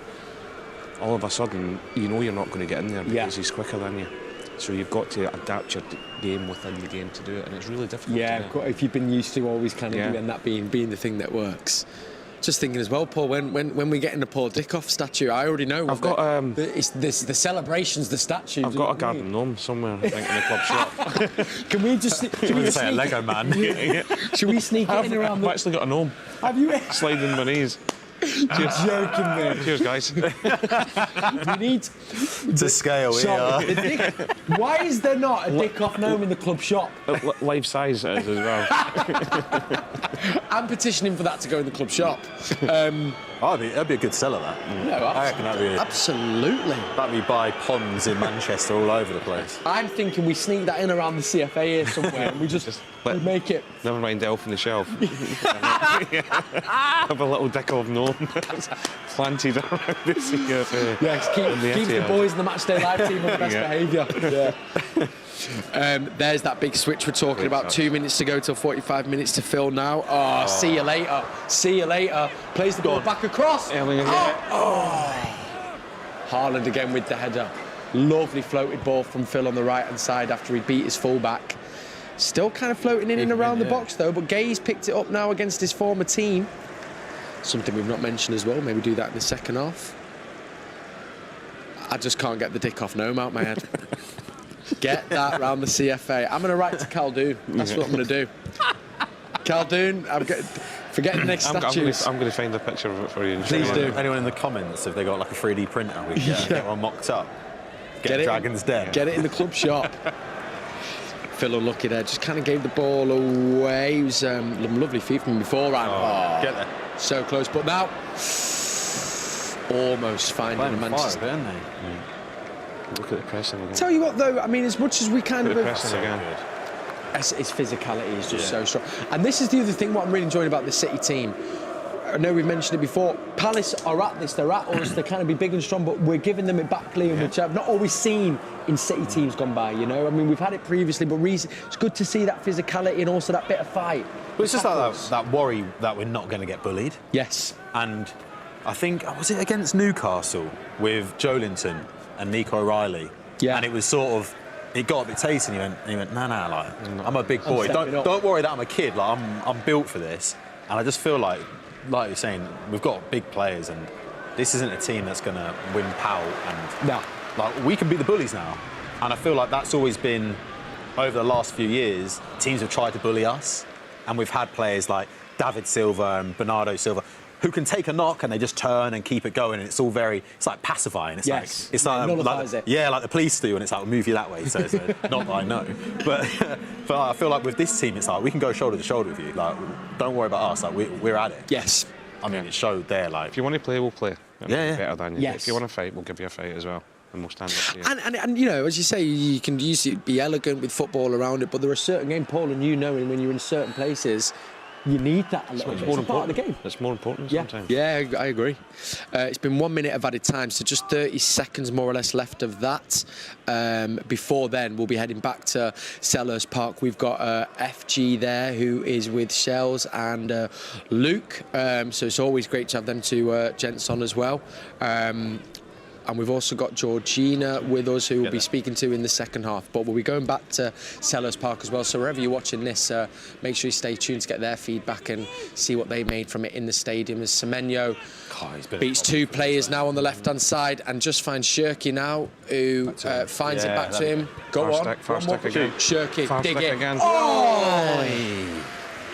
Takes it on his right foot. Very unlucky there, but Henderson just collects it to his right-hand side. And I think... that was the full-time... Nice. Lovely footballer. Lovely football there from Manchester City. Just unlucky there. Shot on target for CHERKI. But great half of football there, Paul. Yeah. First 10 minutes, we knew weathered the storm a little bit. And then been dominant. They've had a couple of little moments. But apart from that, we look good. Progressed into a bit of a canter there, haven't we? Yes. Towards the end. Looking... I wouldn't say it goes as far as comfortable, but...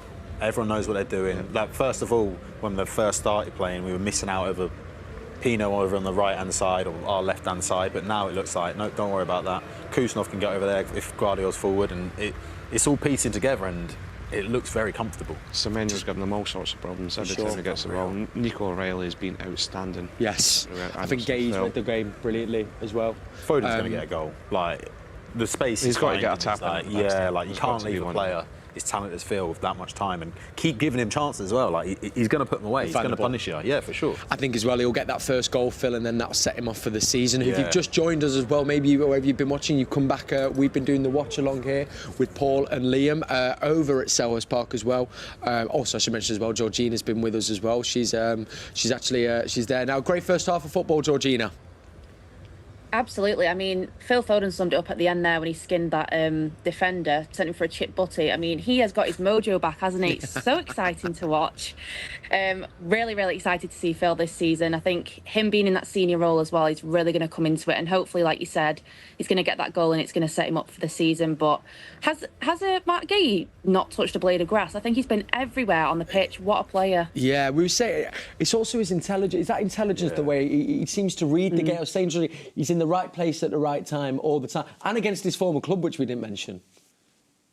Yeah, absolutely. He's looking dangerous. I mean, he's explored a few new roles this season, isn't he? Which is exciting, and he's playing all of them really well, which is great to see. So yeah, really looking forward to seeing more of Mark. Yeah, and that is his game intelligence. You know, when you see players that are just in the right place all the time, that's it is. It's just that he's assessing the game all the time. You know, and we said before about when you're on the attack, the best thing you have to do as a defender is be aware and think what if. He's thinking what if all the time and getting himself in a position where he can go and break things up. I mean, he must have had 4 or 5 at least in that first half where he's just stepped in and made interceptions, and that's just, as you said, it's just football intelligence. I always think when you watch a defender, for me, I can't remember him going to the floor here, going to the ground. No. And it's like, if you don't need to go to the ground, positionally, you're always in the right place. Yes. And he just seems to be getting it spot on every single time. It's like he's a step ahead of Palace at the moment. It's like they must be running all the same old drills from last year or something. I don't know, because he's there. He knows them. He really does. He never looks flustered. He's always in control of what he's doing, but what's around him as well. And one of them, isn't it? You talk about, we know we've lost some leaders, but we've got one right there who's the former captain of Palace as well. Right, we're going to take a slight pause here in the studio. Hopefully you'll be hearing from FG over at Selhurst Park. We're going to bring you this. I mentioned it just earlier on as we were watching the game. Brand new documentary coming to City Plus about our double winning season for our women's team. How did they do it? What happened? We'll be bringing you all the behind the scenes in that doc, and also some new words, first words from our new signing, Bawardi. He gives his first interview to Manchester City. You know when we are at the best? When the shoulders are down and enjoying playing football. New manager, new set of faces. It's been year after year of Chelsea domination in the league. With City, we're used to seeing this team who were playing excellent football, but just didn't know how to get over the edge. Last year was really tough. Sometimes tough times can actually bring a group together. The message from the beginning has been so positive. Andre's had a massive part to play in that. You go again? Yeah. You go. He just gives us that freedom to go out and express ourselves, and then once we do that, obviously the results will take care of itself.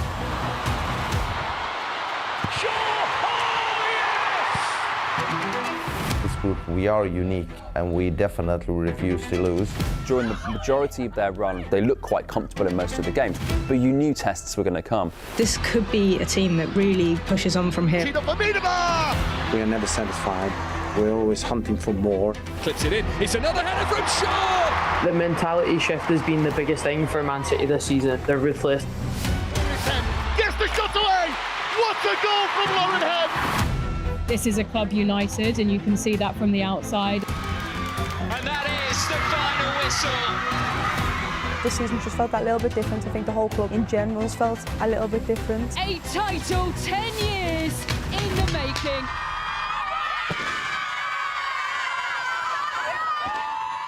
I'm really happy, really proud to be here. One of the greatest clubs in the world. And I hope everything's going to be right in the future. I was good in Lille. I felt very good, but it was the moment for me to step over, And coming in City was, I think, the right things to do, and I'm really happy and proud to be here. For those that might not be familiar with your game, how would you describe your playing style? I would say that I'm a player who plays for the team. I'm a really collective player. I try to put my teammates in the best position and to give everything every time for the team. But I think Premier League is the most attractive and most competitive championship in the world, the best championship in the world. So every player's dreams to play in Premier League, and I hope I'm going to play in the Premier League really soon as possible. And how about Manchester City? Any memories in particular stand out for you? Yeah, of course. When I grew up with the Manchester City of Guardiola, when he arrived, what he'd done was just amazing. But now we know that City is one of the greatest clubs in the world, with the best player, the best team, the best campus. So everything is done to perform here and to do the best. And what about players? Are there any City players that have perhaps influenced your style of play? Yes, I really like to watch Kevin De Bruyne. Also Yaya Touré. I was a bit younger, but I saw a lot of video of him. But no, a lot of great players came in City, so like Rodri. I can tell you all of the players that I watched in City, there is too many. We know that in the great club we need to win.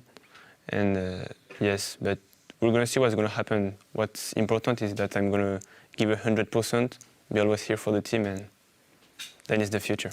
Ayoub, congratulations again on joining the club, and we wish you the best of luck. Thank you. Many thanks, I really appreciate it.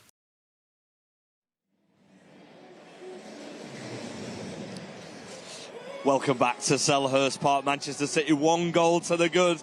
A certain man predicted it would be 3-0 and Erling Haaland would score the goal, and he said there was going to be 1 goal in the first half. Are you telling us something? I mean, I hope I am, but I mean, at the same time, I'd have been a bit happier if we were more than 1 up there. A few chances. Foden nearly scored as well. I think we've looked good. We looked a lot better than them. A real professional first half performance. Shells, I know you're desperate to speak about how good that centre-back pairing was, and also how much Elliot Anderson in front of them complimented them. They look like a really good unit. There's of course leadership in that pairing like we discussed, but the performances from both of them in that first half was fantastic, wasn't it? Yeah, I'd love to talk about Ruben Diaz and Mark Gay. I think Mark Gay has been fantastic today with the interceptions, ball playing. He's just really commanding the defence, and I think with Ruben Diaz as well, I think both of them was very demanding at the start of the game. Crystal Palace was heavily on top. It's quite a physical battle with Larson, but as well, Elliot Anderson. He's been the star of the show for me. What a performance so far in the first half. Yeah, absolutely amazing. I mean, that's what we paid for, essentially. He's in charge of all of the move that we're going through. He's living and breathing every single kick out there, Elliot Anderson. He's controlling the tempo as well. Let's move it a little bit further forward then and speak about that goal from Erling Haaland. A looping header, shall we call it, a fantastic header. I'm not sure whether he would have scored it if he'd had air or not, but listen, one thing's for certain, a fantastic ball in from Semenyo. He loves to cut inside onto that right foot, and the finish, it's a top finish. Yeah, he's just cushioned it and he's looped it over the keeper, and he made it look very easy, but it's a very difficult finish to anyone that's played football. To get that sort of control the ball and loop it over the keeper is very hard. It's a great header, and the celebration was even better. The little hair flick or whatever it was, without having any hair. Anyone saying he was going to be jinxed with that haircut as well is completely blown out the water now, because he scored already, and I think he might get another in the second half, but we'll see. I'm so excited to see the clips of everybody in the studio celebrating that goal, in particular Kel.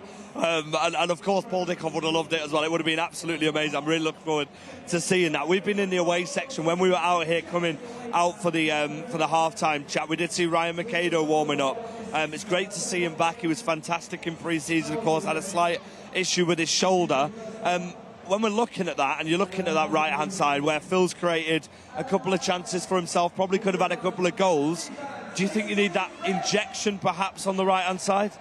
It's tough to say. Anything can change very quickly. I think for Phil, he'd be very disappointed. I think one of the first chances of the game, in my opinion, he should have maybe converted that chance, but time can tell, and he can grow into the game. But I think having the type of talent on the bench with McAdo and a lot of other talented players, they can be ready, and if you need to bring on the fresh legs in the 50th, 60th minute, they can do that, and they've got the talent to do that.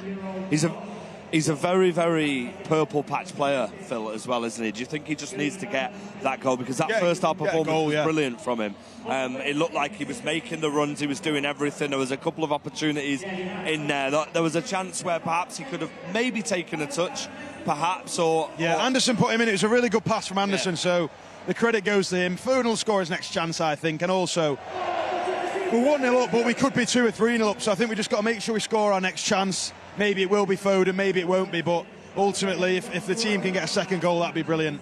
You might be able to see in the background our players, our substitutes are out, they're back out warming up, as well as Ayoub Boyadi, of course. We've just seen the interview from him a couple of times.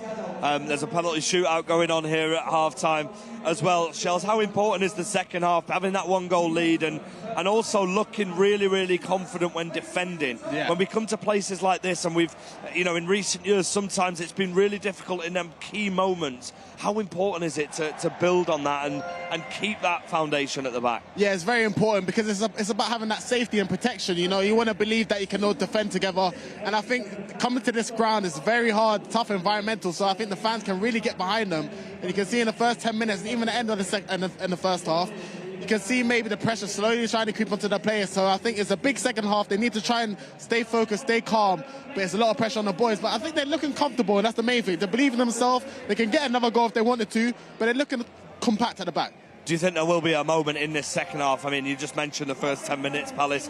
We had to weather a slight storm there. Do you think it'll be very similar for the second half? The crowd, of course, make a lot of noise here, and they'll be shooting the opposite side to their main side of it. I think there was a bit of a definitely there's a bit of a switcheroo, which isn't too common. And I think, like you said, they're at home. It's their first home game of the season. They didn't win last week. They want to try and bounce back. And whenever you're a goal behind, you're just 1 goal away from being level. So I think if Palace score, the place could go up, and we need to stop that happening by not only not conceding, but if we get our second goal, I think it's as good as game over in my eyes. So let's see if we can get that second goal. What is there anything that you would potentially look to change? I mean, when you're looking at the amazing talent we've got on the bench, Boyadi's there, Kovacic, Etcheberry, got Rico as well, Vito, Haj, Caden Braithwaite. There's so much talent on the bench. How long do you think it will be until Enzo makes a change? In my opinion, I'll definitely my players to watch for to maybe getting subbed off is CHERKI, Semenyo, and Foden. I think all of them have maybe had quiet spells at period of times of the game, but they also had glimpses of doing quality stuff, such as Semenyo getting the assists, and CHERKI, we know in situations where you can pull something out of the magic book. So I think those 3 players can maybe get hooked off. But I think look on 60. Look on 60. We're 1-0 up still, or Palace are having a bit of a spell. Maybe change something up, shape it up a bit differently. But I think the back 4 will stay the same. Yeah. Midfield, Anderson should stay in there. I think he only had 60 in the first game. I think he'll stay on if he's fit enough too, because he's probably our best player, I think, up to now.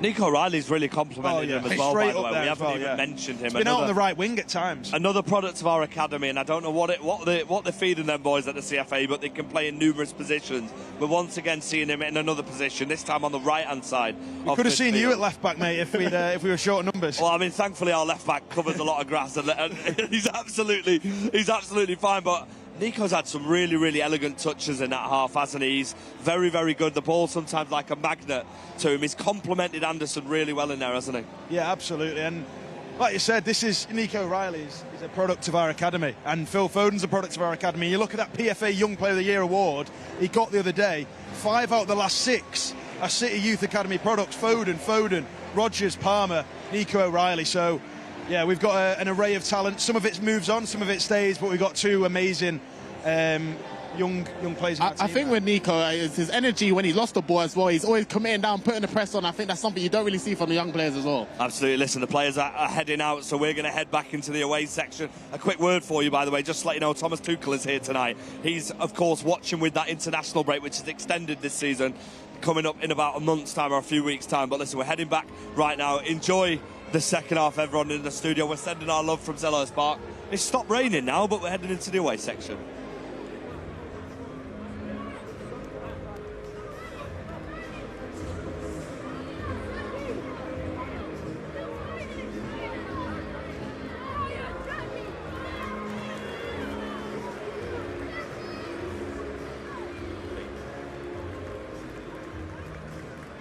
Argue. Okay, Manchester City fans, good evening. Welcome back wherever you are watching around the world. Thank you for joining us on our watch-along. We're going to be bringing you these throughout the season. Liam and Paul with me in the studio, of course. Second game of the season. Manchester City are at Selhurst Park.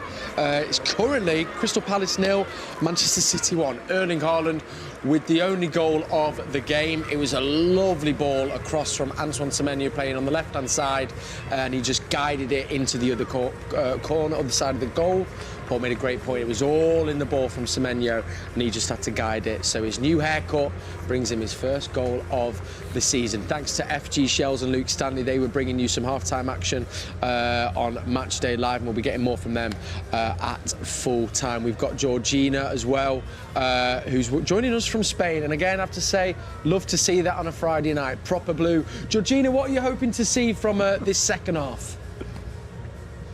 More of what we've seen in the first half, more chances, just getting them in the back of the net, really. I think we've been great defensively as well, so more of that. Gay's been outstanding. That partnership with Diaz has been phenomenal. So I think same as the first half, we've been looking good. Same as the first half. That is the that will be lovely stuff. I can bring you the team. I don't think there's been any changes. So it's a back of Donnarumma in goal, who we've just played. We kicked off and he's got the ball now. Kusanov on the right hand side. It's Diaz who's captain alongside Gay, who has been reading the game brilliantly in that first half. Gvardiol over on the left hand side, and then moving into midfield, it's Elliot Anderson alongside Nico O'Reilly and CHERKI. Foden's out on the right, HAALAND down the middle, Semenyo on the left. Paul, what do you think will have been said in that dressing room at half-time from Enzo Maresca? Put away your chances. Yeah. Lucky maybe not to be 2 or 3-0 up. Absolutely, been playing well. Just make sure we don't make it into like a basketball match, which it was the first 10-15 minutes, because that's what they want to happen and get the spaces. But yeah, just Georgina said it, they're just much more of the same, really. They'll keep getting the ball out wide. Every time Semenyo's had it, he's caused them problems. Every time Phil gets it, he's coming inside, we're switching the play and we're moving their back four around to the point that when we get crosses in the box, we've always got a spare man in there. Yeah.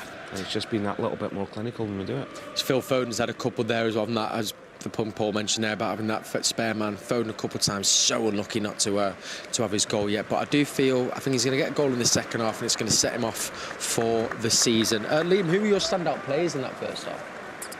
I mean, they were speaking about it down pitch side. Elliot Anderson was unbelievable. I mean, the back four, Gay, we spoke about them at the end of the first half.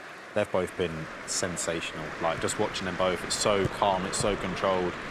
I mean, Nico O'Reilly as well. I'm just going to wheel off all the names now. Yeah. But, like, I could be here all day, but them three for me have been top. Let's just, Yeah, I couldn't agree more. I think as well, we were saying, Paul made a great point, that back four consisting of what is like almost 4 centre-halves, very reminiscent of the treble winning season, of which, as Paul pointed out, Enzo was of course part of the coaching staff.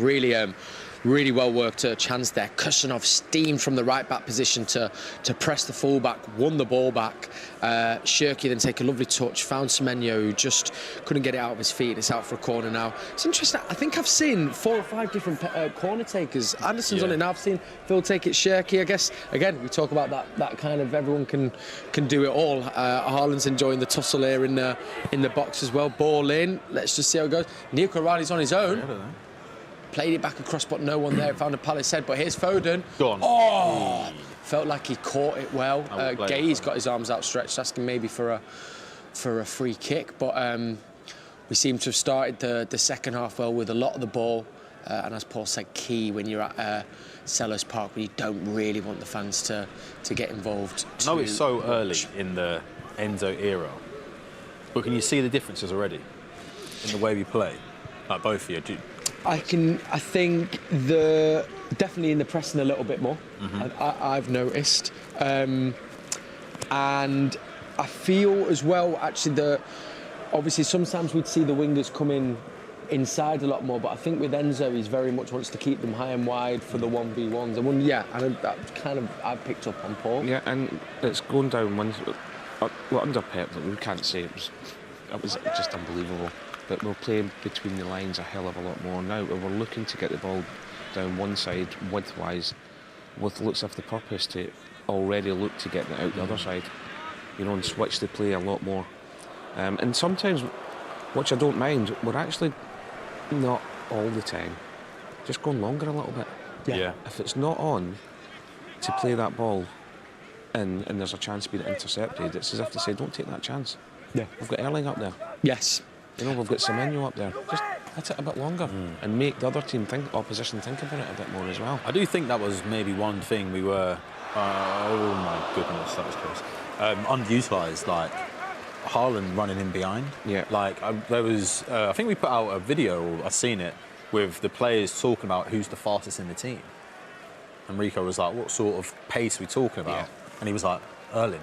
Wow. And I just think that's not something you really think about when you watch him as a player. But like the ball over the top and he's steaming down on it. It's an option. It's always an option. And it's not long ball. It's, as you said, it's the right option at the moment to do it, and not overplaying when it's. Sometimes, especially away from home, I think the last couple of seasons we were really vulnerable to overplaying and getting cut out and team sitters in the counter attack. I think if you, like Liam said, if you've got Erling up there and his pace, put it in behind. Yeah, brings it up a bit. Crosses though, isn't it? Right. If he's in the box, fire it in. See what happens.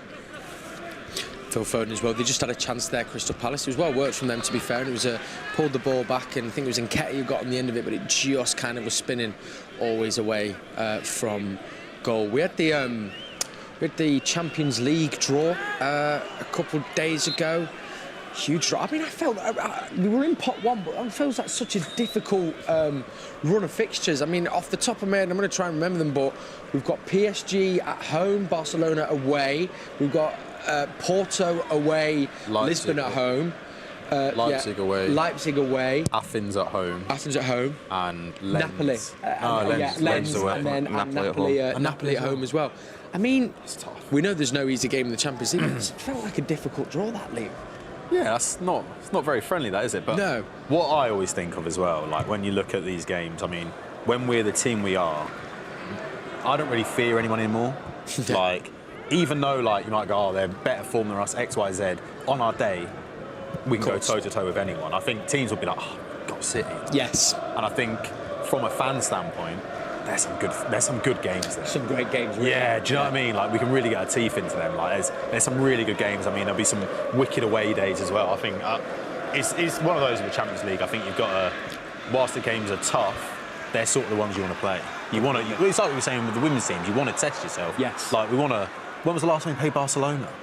Do you know what I mean? Like, I mean, we were saying we'd like to go. I'm also probably we're going to put up a petition. You should get on a couple of away days. I think somebody might stay. I've always already mentioned it. Yeah, that was already. What a hero! Great, we'll put it. We'll put it. Absolutely, don't worry. That was actually the first thing I said when I came in tonight.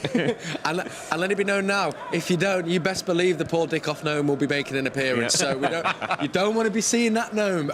You couldn't write it out, Paul. Reunited with Kevin De Bruyne, comes back to the Etihad. Yeah. We of course then go see Rodri in Barcelona. I know, but that's what Champions League's all about. And talking about the first game of the season, people getting to know positions, new players coming in. Hopefully, the time the Champions League comes around, this team will be settled. Yeah. And it'll be a settled squad with maybe one or two new signings coming in, the new signings that are here already. Yeah. And it'll be a lot more fluent than what we've had, so it's exciting, really exciting. And we all love a Champions League, especially at the Etihad. Of course, I mean, they're amazing. rocking with that new Pep Guardiola stand as well. We were saying, actually, I mean, that was it in full flow against the Bournemouth game. Seemed to make a difference, I think you were saying, Paul. I mean, I swear I moved my seat too, but once we got that equaliser, it did seem to, I don't know, it felt louder than it had done before. It did. And obviously, look, I think hearing singing from both ends and them both joining in together, it just created an unbelievable atmosphere, especially when the second goal went in, you know, the roof nearly came off, which was brilliant. And obviously, we want much more of that this season. Sure, there will be. And if you obviously, we're very lucky to be here wherever you are. Hopefully, you'll be able to come join us for a game throughout the season. This season, next season, there's loads happening. We've got new spaces, new areas. Phil finds CHERKI! CHERKI! Dancing feet! It's so good! Don't worry about it! It's just so Don't worry about it! That's just ridiculous. I mean, the dancing feet, Phil Foden with the assist as well. Yeah. Can they play together? Well, there you are. That's what we wanted to see, isn't it? How we sat watching him and he's calmer than us. Yeah, I know. Like, it's absolutely wild. Like, you just want to... I was like, just swing it. Don't need to. Take my time. There we go. Roll it in. He also, you could see in his eyes there, it looks like he had the bit between his teeth there. He wanted to get that goal. Makes it 2-0. Talk us through it then, early. And what have we got? So it's a well-won ball from Anderson. O'Reilly in midfield. Does well. See, I thought Foden was going to go wide. I did. But finds CHERKI. See you later. Oh, my goodness. Oh, my goodness. He does. It's so, like, the little, like, heel to toe, the switching of the feet is just, like, it's devastating. Well, he's got how many has he got? That finish is outrageous. He's got how many around him, Paul? 3, 4? Does him, you sit down, and then with his left foot outside of the boot. And that's that also vision. the both-footedness. Because This here, yoink. It feels like you could take it on your right, and then outside Andy the gets boot. pulled. Yeah, he just Defender's pokes it. pulling him back. In that position as a forward, though. Oh, gosh. Is it just... He's got walkabouts. I know, but that's outrageous, man. We'll have to get the roaming camera to follow you about. But going back, in that sort of position as a forward, he obviously trusts, he knows what he's going to do, he trusts in his ability. But is it just inviting the players to bring you down? That's just instinct. It's just saying he obviously knows what he's got to do, but it's just magical. And he's probably not thought about that. Just done it. If he had time to think about it. You don't do it. That doesn't happen. It's just natural ability, world class at his best. Oh, and the close ball control. When you get to watch that again, I mean, maybe wherever you watch as well, you can. It's the finish for me. The defender's trying to drag him down, and then they're still expecting him to take it again. And I thought he was going to take it on his right foot. Yeah, that's what it looks like. But also, that's when you're both footed like that, you never know. It's that 5-a-side goal. Yeah. My brother does this. Hang on, they've got a free kick here, Crystal. Sorry. Ooh. Bloody hell, that's a belter, isn't it? That's going to be down as an own goal, isn't it? You know what? I have a thing with free kicks, and I think if you can fire in a free kick, fair. Have that one. No, don't worry about that. You can't. I mean, that is Donnarumma, as you know, is going to be fuming. I don't know how many yards out that is. It's Jeremy for Crystal Palace. Lines up, rifles it towards the top right and cut. I mean, you can't really do much about that. It feels like it's hit the upright and bounced back off Donnarumma. I think it has. I mean, that's an amazing free kick, though. Has it come off him, or is it an own goal? I think that's an own goal. It seems to bounce off the upright as he's. Yeah. Both. Right in the corner. Yeah, as well, it was literally in the 90-degree angle. Donnarumma's dived for it. Comes off the crossbar, off his back, and off the post. Then off the post again. Do you know what I mean? It's That's not so really. unlucky. That is so unlucky. I'm sorry. People's pointing the finger at the goalkeeper saying he shouldn't have beat from there. It's an unbelievable free kick. It's right in his. Right. It's hit the post, came out, hit him, but then hit the post again before it's went in. I don't think you can point any fingers there. Don't dive for it. I feel sorry for him who took the free kick, because I think it's an unbelievable free kick and he's not going to get anything for it. That free kick is absolutely outrageous. Just given seems to, and this is the other point now, Paul, isn't it? It's like, okay, you can feel it's lifted the crowd back, so you need to get back on the ball and just settle them down a little bit. Yeah, you did. Just very much like the start of the game, Cal.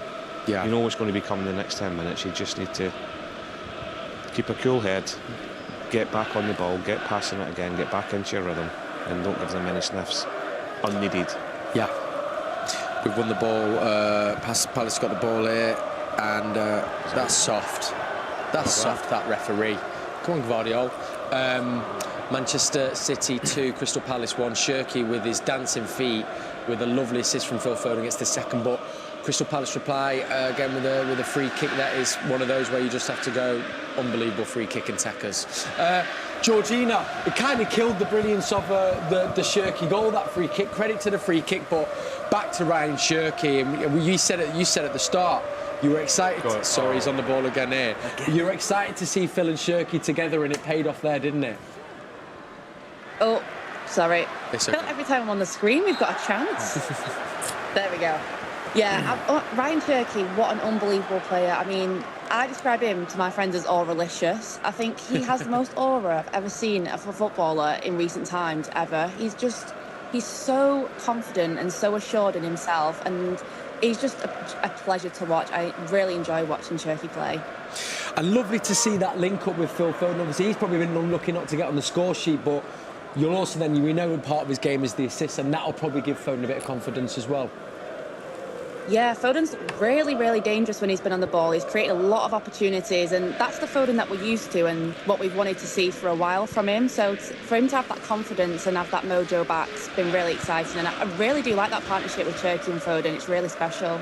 Couldn't agree more. And now, speaking of aura... Yeah, let's go. He's Georgina! Auralicious! Auralicious, baby! Georgina, just you stay on. Screen, just keep me and Liam will shut up. Yeah, it's fine, it's fine. Oh, I tell you what. He could be, dare I say, this could be player of the season for Cherki's. I'm telling you, this could be his season, you know. What's that, 2 assists, 2 goals, 2 games in? That is rough. Yeah, sure. That's all delicious, would you say, Georgina? Oh, 100% Aurelicious. This is what I'm talking about. That celebration, so cold, unbelievable. Unbelievable. Let's bring the game. Diaz plays a lovely ball forward to Gvardiol, who's in the centre mid position, who just lays it off for CHERKI, and then... No? Yeah, don't does it take a deflection, that, Paul? Don't worry about that. Do you know that's his right foot? What foot does he kick with? Yeah. Little deflection, but still, well, he is the most two-footed player I've ever seen in person. Ryan CHERKI.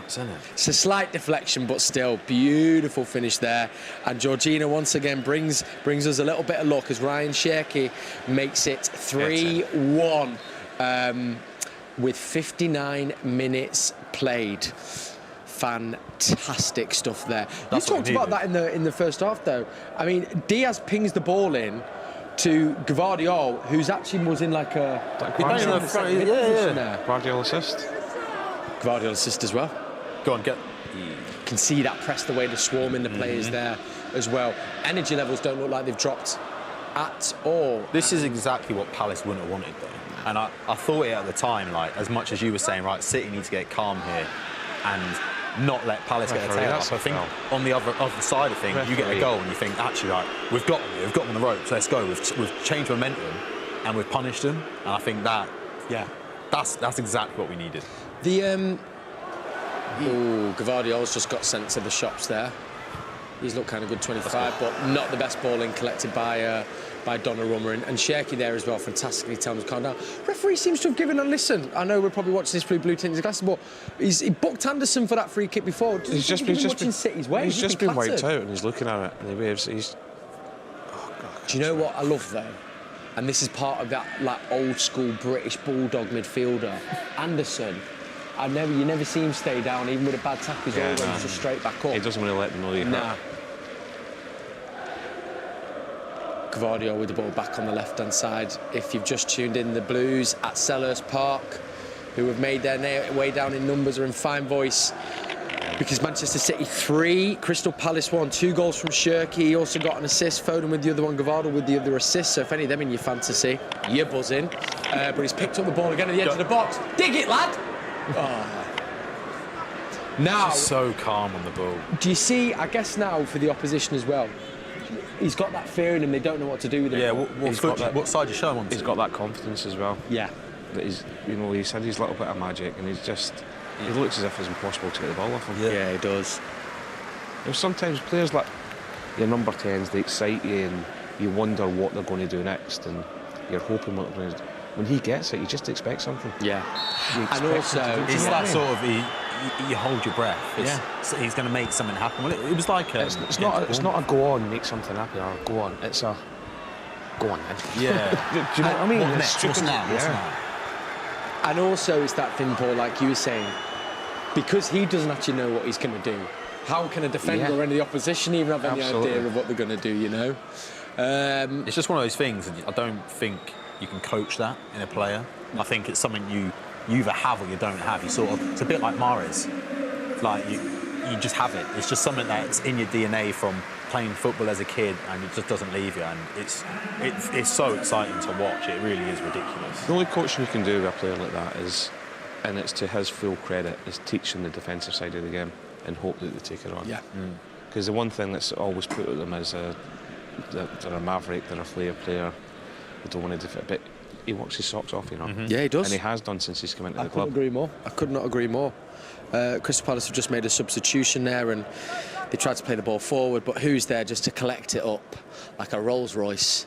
Mark Gay against his former club and still can't get the ball off him. Anderson does seem to be popping up everywhere as well.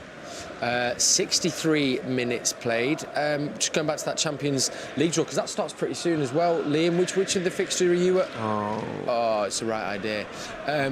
What was the fixture that stood out to you? Are you excited for? Barcelona. Yeah. Yeah. I think they look strong. I think they seem like got a good team. You add Rodri to the mix as well, with Pedri and Gavi and Lamine Yamal. Also, Anthony Gordon's really got off to a great start over there. I just think, like, not to sound like spoiled, but we've played PSG a fair bit, you know, and like Madrid.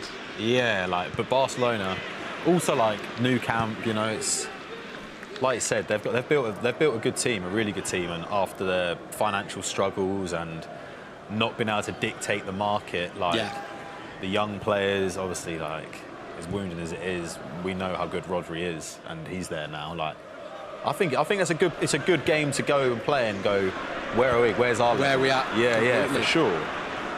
It's the same with PSG, I guess, right? Like, yeah. Where's our level now? Like, we can beat them. It's like, oh, actually, we're ahead of schedule. I loved that there was a great there was an interview with our footballing director Hugo Viana, my man, and I just loved his response was, we're ready to compete, simple as, you know. And you heard it here first. Hugo Viana is cooking, ladies and gentlemen. Let me tell you that for free. Woof. Big woof. Kevin coming back again as well. Kevin coming back. Also, I remember. I know he came back last year, but we'll never get sick of him. Cameo. Never get sick of him coming back. Do you remember as well when we first got back into the Champions League? I felt like we always used to play Napoli. There was a time when they had like little bets. Cavani, bro. Yeah. Was that our first year back or first year in? Yeah. And we had a really hard group. I can't think of we had a hard group for the first few. Yeah. You know what I mean, but I felt Napoli would always end up. Gosh, they had a hell of a team, Napoli. That front three back in the day. Whoa. So good.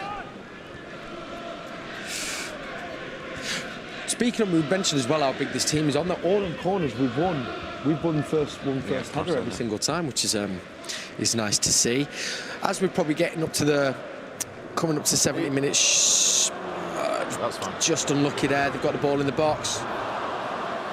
I can't remember. Don't know the name of that number 10. Is that the free kick? Yeah.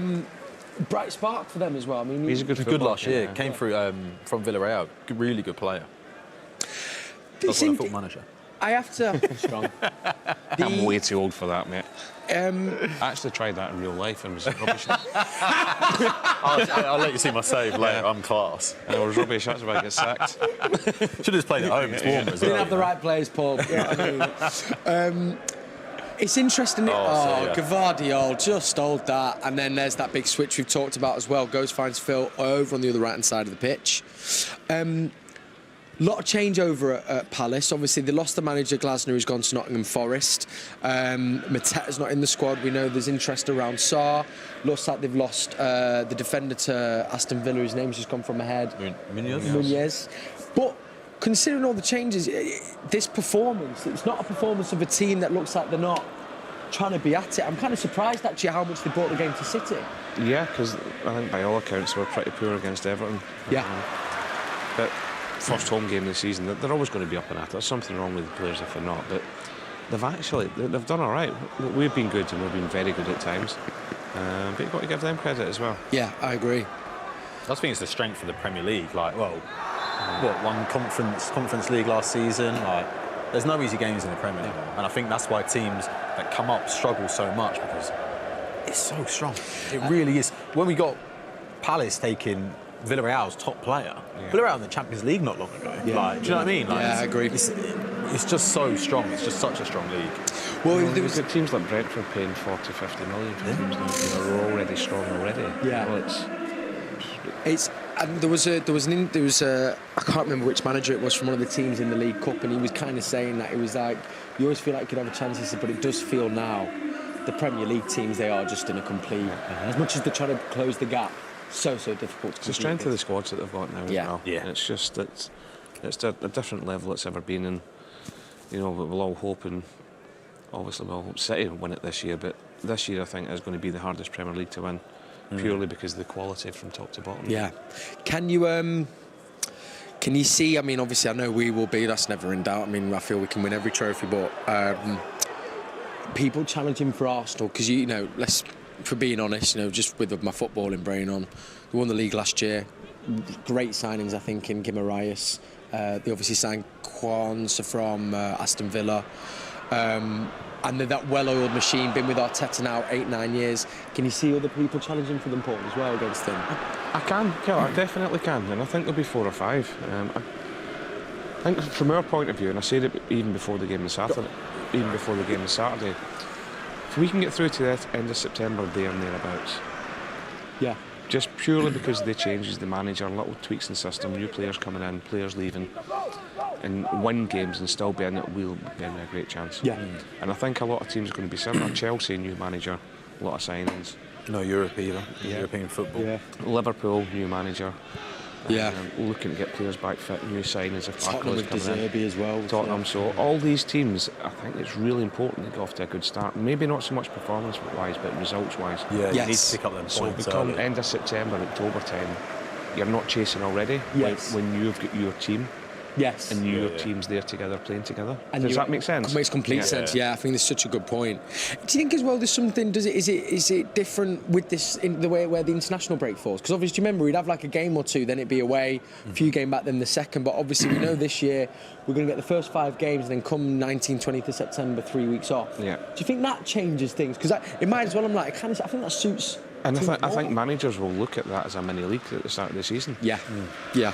I think they'll look at it the same way. They'll be saying, look, we're a new group. We've got 5 games to get to where we want to get to. Yeah. And then we can regroup and go again. Yeah. So you can put a marker down early doors, and like you were saying, if a manager or if a team started slow for that international break, you're stewing. Because what can you change? What can we do here? And it's, well, we're already 4 points off this team. We're 3 points behind them. And I think if it's not been going as well as you may have wanted it or expected it, I think that international break could be a point where you're getting the calculator out, you're trying to figure out some bits. And I think this season, look, you don't want to play catch-up at any time in the season, but this season more so just the pure quality that's in the Premier League now and the strength of teams. You don't want to be falling too far behind too soon. And also, I guess, that's so unlucky. Go on. And I guess the other thing with that longer break, well, I mean, we know City have a lot of international players, but for the ones that don't go, with a new manager, you've got another 3 weeks there as well to try and bed in your system, your ideas, your philosophies as well, which can only stand them in good stead. Our games in up until that international break, a lovely little touch there. Some lovely passes to play from Crystal Palace here as they come. They've got a player on the right hand side now as Gvardiol makes his way across. I'll bring you them games in just a second, but Donnarumma collects the ball lovely there. We've got Coventry next weekend. Then obviously the derby, huge, we'll speak about that in a second. Sunderland, we've got Norwich in the League Cup, that's just been announced for the Thursday around the 17th, I think. And then of course Champions League as well. So a lot of football to be cramming in before then. Liam, how are you feeling about the derby? You know, I'm feeling good. I'm looking forward to it, I think maybe United's first result got me a bit more excited for it, but sometimes I don't like it early, I'll be so honest with you. I like when we play our big games later on in the season because I feel like it gives us a chance to get firing. I think under Pep it was always started the new season and maybe we'd change something. It was like figuring out growing pains, and then by the time it got to January we looked like a well-oiled machine. You're like, oh yeah, we're back, we're flying. So I used to like getting our bigger games around that sort of time. But again, it's like we're saying with Champions League, it's good to see where we are. Yeah. They've got a newish manager. Carrick's obviously there permanently now. And it'd be good to get some bragging rights early doors and let them know that just because we've changed managers, like it's not going to change here. Regular service, we're still our city, And as Elliot Anderson said, we are the biggest team in Manchester.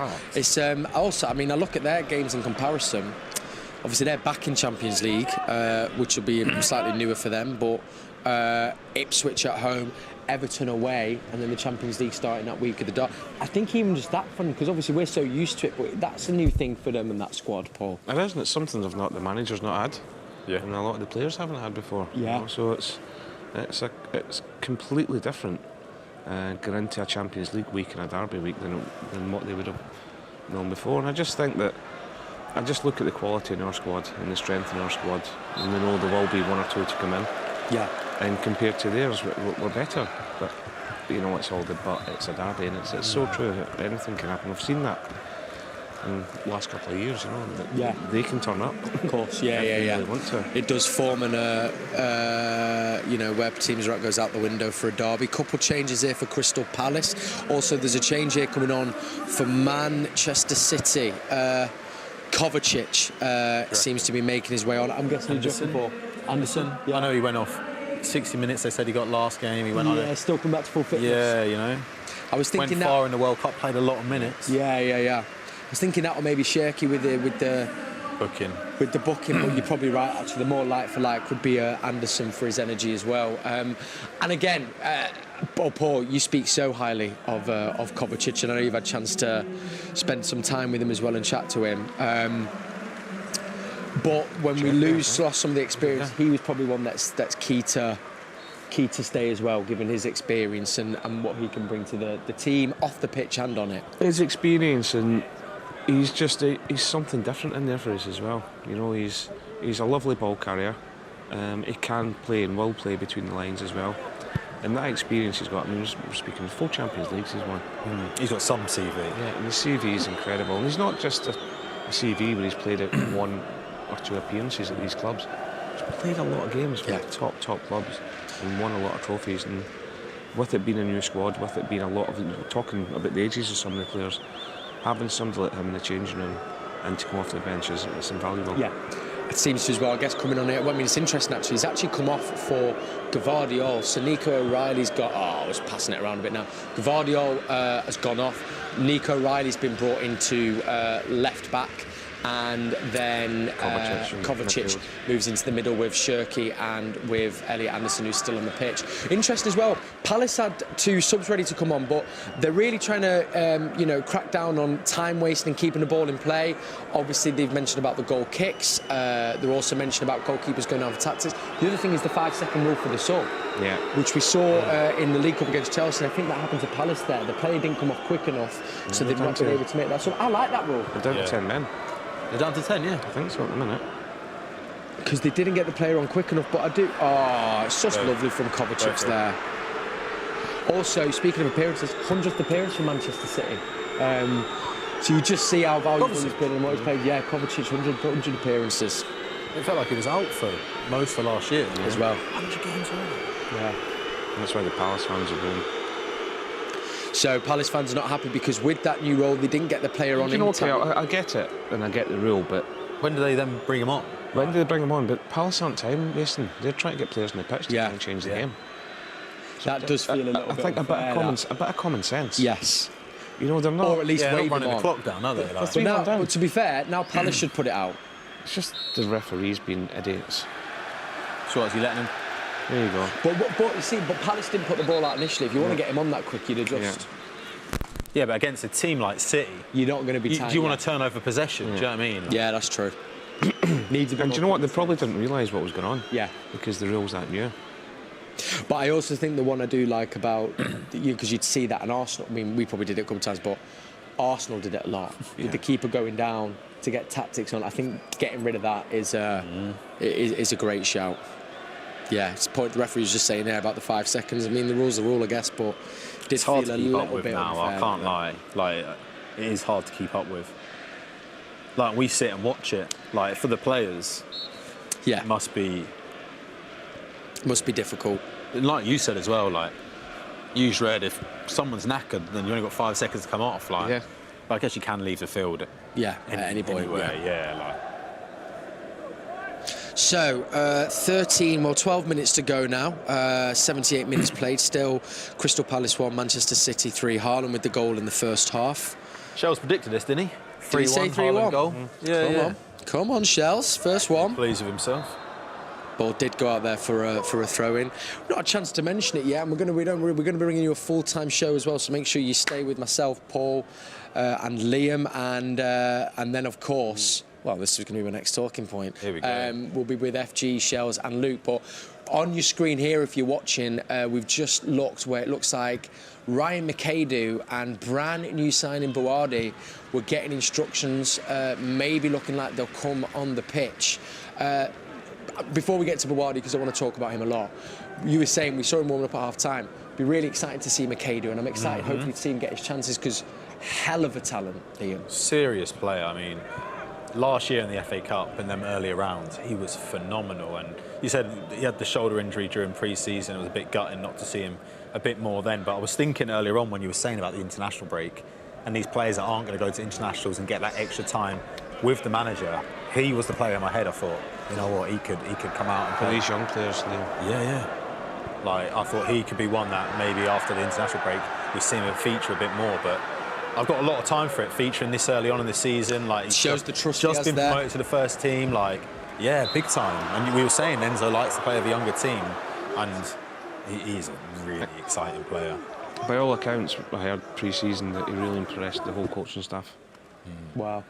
What he was doing, and obviously he's had the promotion up to be part of the first team squad now, and you know, just great to see these young kids getting their chance and getting, not just being in the squad, but getting minutes in big games like this as well. And also, it's proven with Enzo anyway, but you also know he's not doing that just as a gimme. He's only doing that if you have the trust, because also 3-1 at Selhurst Park, it's still, in the tie. And there's no gimmies at this level now. You know, there's no sentiment, there's no nothing at all. You've got to earn every single minute that you get. 10 minutes to go, so Ryan McKay looks like he'll come on. I'm going to guess maybe CHERKI, because he's got the yellow, and you move Phil in the middle, maybe. Even though Phil was, Gay, that's just super. Oh, Rolls Royce. Get rid of that.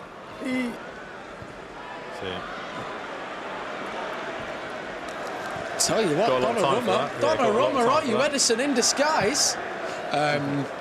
Second player who looks like he's coming on, announced this week, Moroccan international, 18 years old.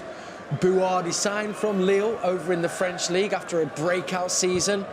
Carlo Ancelotti singled him out after he basically single-handedly bossed a 3-man Real Madrid midfield. I've been excited by a lot of signings. I've been excited by a lot of teenagers, but Paul, this 18-year-old feels... And again, I want to prefix this with, we don't want to put too much pressure on. He's still so young. But as 18-year-olds go, I mean, this kid looks seriously impressive. I think if you look at the minutes, the big games he's played in, the influence he's had in these big games as well, it's super exciting. And just the way people talk about him. Yeah. Just sort of seeing CHERKI coming off here. I mean, what a player. I mean, somebody he knows well. They've played together as well. Of course, yeah. But I just think, we don't want to put too much pressure on, but here people that have watched him a lot from a young age, that have played with him from a young age, and he's the real deal. Yeah. I think as well, there's some brilliant stuff about, again, we know how we do our due diligence on the person as well, not just the player, but this is a man who I think he's done a maths degree already. He's doing further maths while he's at City as an 18-year-old.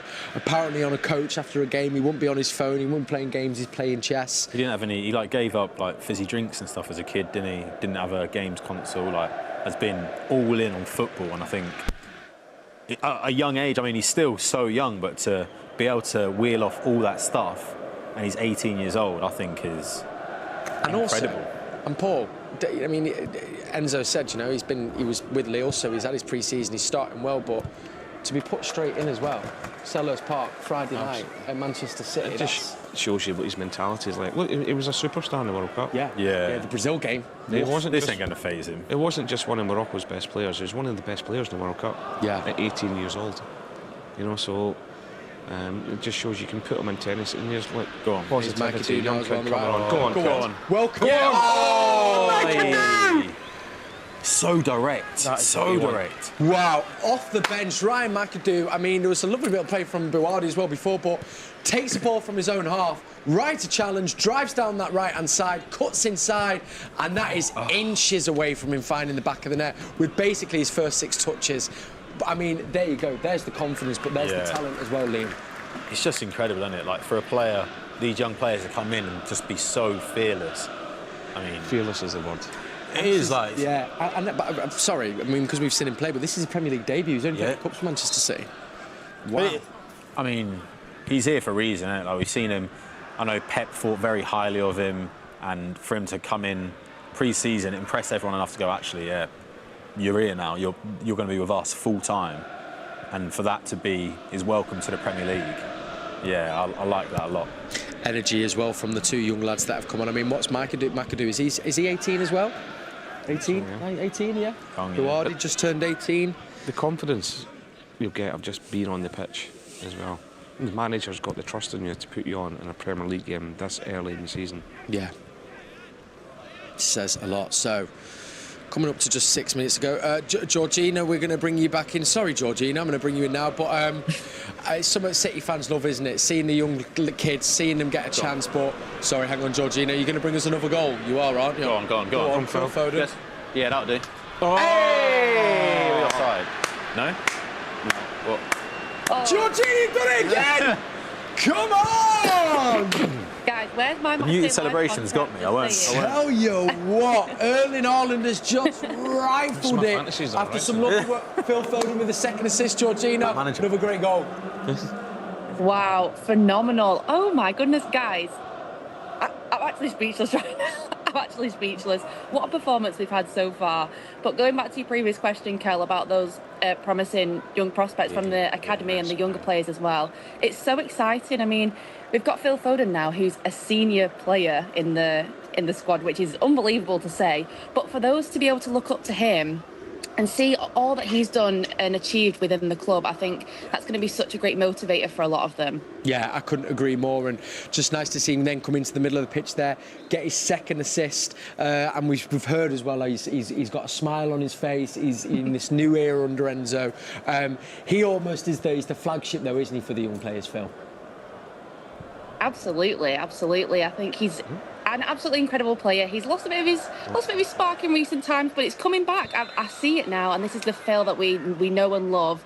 And I think he's really going to take into that senior role. I think he's going to be absolutely amazing. He's played phenomenally today. Yeah. Long may it continue for the rest of the season. I wondered as well, Georgina, obviously I know you do a lot of work with City stuff as well outside of Matchday Live. Buardi just seems to already have had a lot of respect, admiration.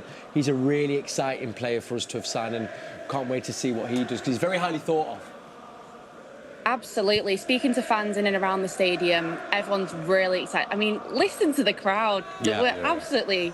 Oh, it's electric out there. But yeah, I'm so excited for Buardi. I feel like I've seen exciting a lot this live stream, but that's what it is at Man City at the minute. It's a new era, it's a refresh, it's so exciting, and Buardi's going to be a great addition to the squad, I'm sure. Couldn't agree more. Right, I might bring you back on in like 5 minutes if we want another goal, Georgina, do you know what I mean? So thanks for bringing all that, the good luck there. So Manchester City 4, Crystal Palace 1, the Blues are in fine voice.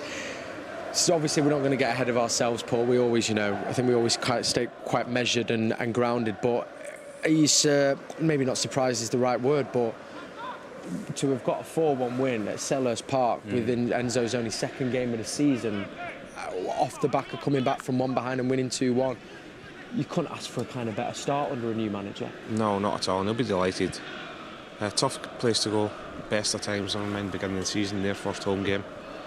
And it could have been more, Kel. Yeah. What I loved about that as well, look, we've took CHERKI off in the 10 role, brought McKay on, who's done well. Put Phil in the 10 role straight away, he goes and does that. Yeah. I think all our attacking players contributed as well. Like, everything's clicking this early on. Foden, CHERKI, Semenyo got an assist, Haaland's got 2 goals. Like, that's what you want. That's what we need, Like, to be like, look, don't worry about the goals, we'll score them.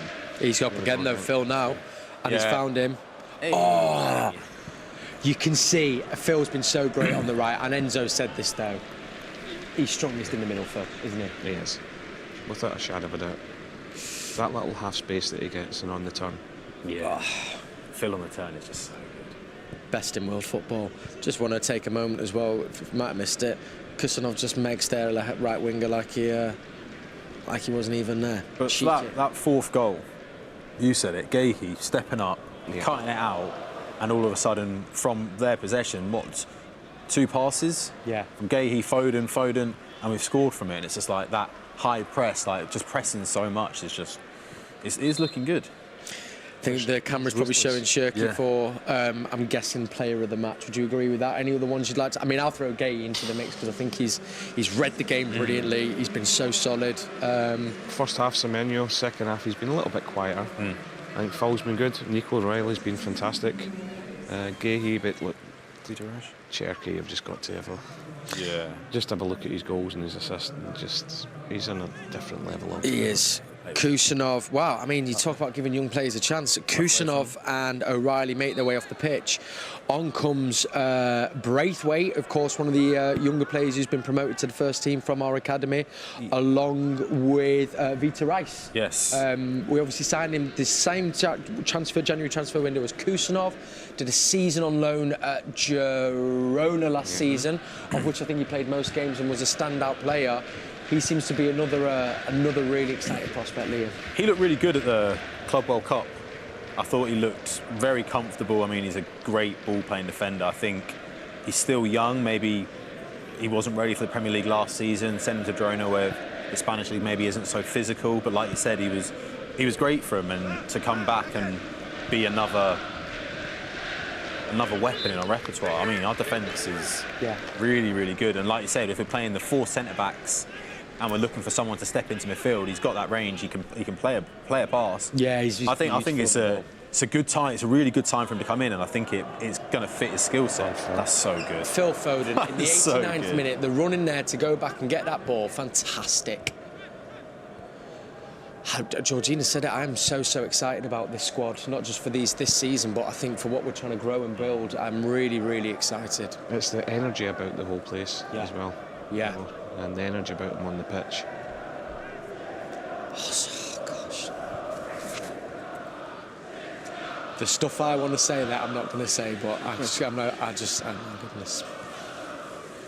So, we've just hit the 90th minute. Let's see how many added time we're going to get. 2 minutes. Can't see it being that many. How many do you reckon? 5 minutes of added time. 5 minutes.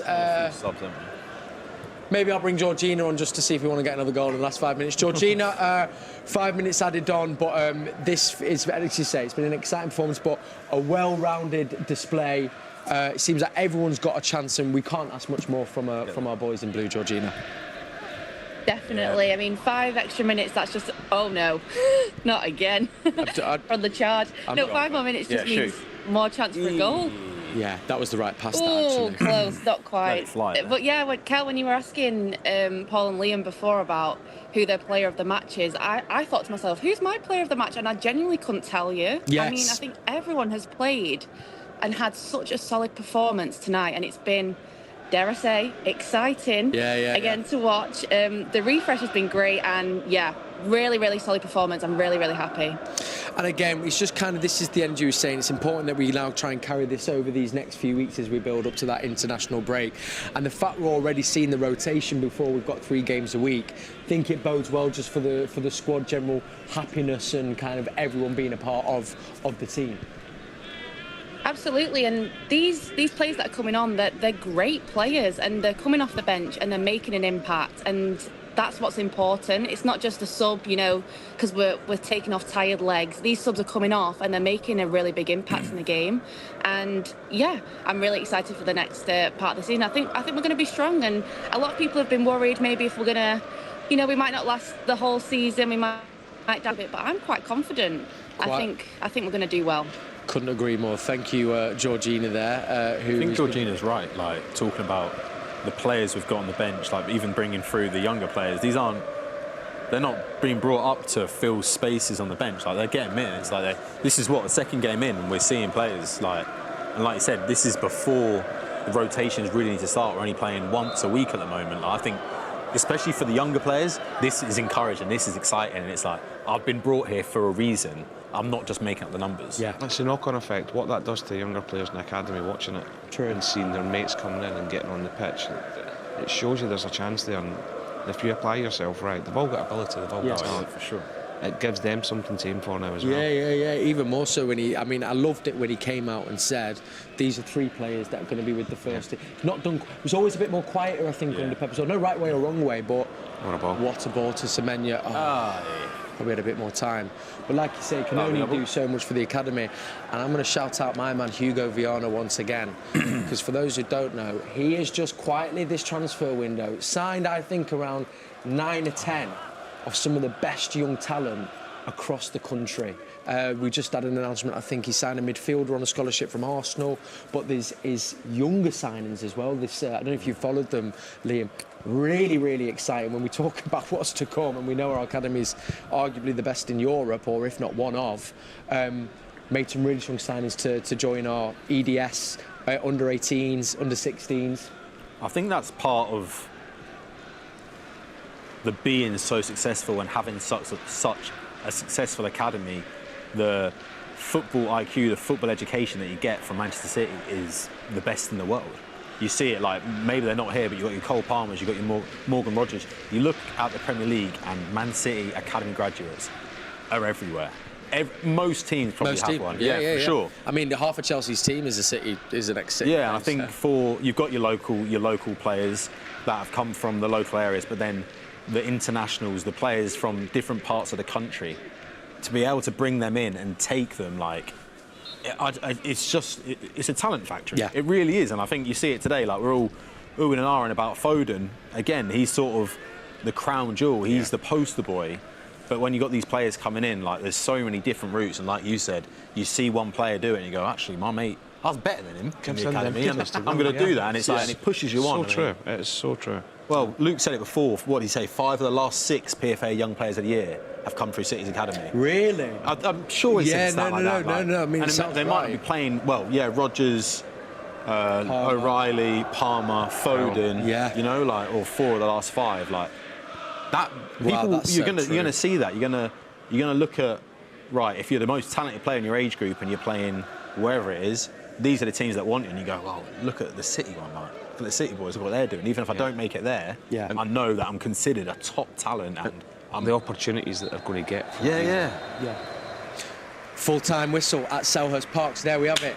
2 wins out of 2 for Enzo Maresca. Manchester City are top of the league. But no, another 3 points. Couldn't wait to say that, could you? No. Didn't get to say it much last season. So, but it's finished Crystal Palace 1, Manchester City 4. Goals from Erling Haaland, 2 of them. 2 from that man Ryan CHERKI, 2 assists for Phil Foden, and also as well, of course, great to see players like Ryan McAdoo, Buwardi come on and both make their Premier League debuts in a City shirt. Donnarumma as well, bar that free kick, fantastic, great defensive performance. I mean, Paul, I said to Georgina, who was joining us as well, you can't ask for much more than that from what a great all-round performance across the pitch. Look, you would have took 3. You would have snapped your hand off for 3 points for the game. Never mind a performance like that and 4 goals as well. You know, a bit too early to say statement performance, but very, very impressive. Yeah. And you know, Liam touched on it before. All our forward players, all our attacking players, all our main players contributing and gelling and looking good this early in the season. I mean, actually, and you say forward and attacking, so with the defensive players as well. No? Oh yeah. And we were waxing lyrical, Anderson, Nico O'Reilly, like you said, maybe it's not right now to get excited. It might be less of where we are to more where Palace is, sort of thing. But 2 wins out of 2, you said it, get the wins and see we're out of the international break. It's going well. It's going all right. It's got off to a good start. If you've just joined us, thank you for coming back to us. Maybe you were listening to the commentary with the legend that is Alistair Mann. Maybe sticking with us part of our watch-along. We're covering it all this season. Kel Spellman with you alongside Paul and Liam in the studio.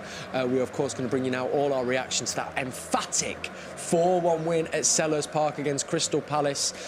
2 goals from Erling Haaland, 2 goals from CHERKI, 2 assists for Phil Foden, and so much more to talk about. I mean, look at that smile there from that boy there. Stockport Iniesta, that is one beautiful. Of our own. Yeah. That is beautiful. Get that, hang that in the lurve. That's arguably better than as Erling Haaland would say.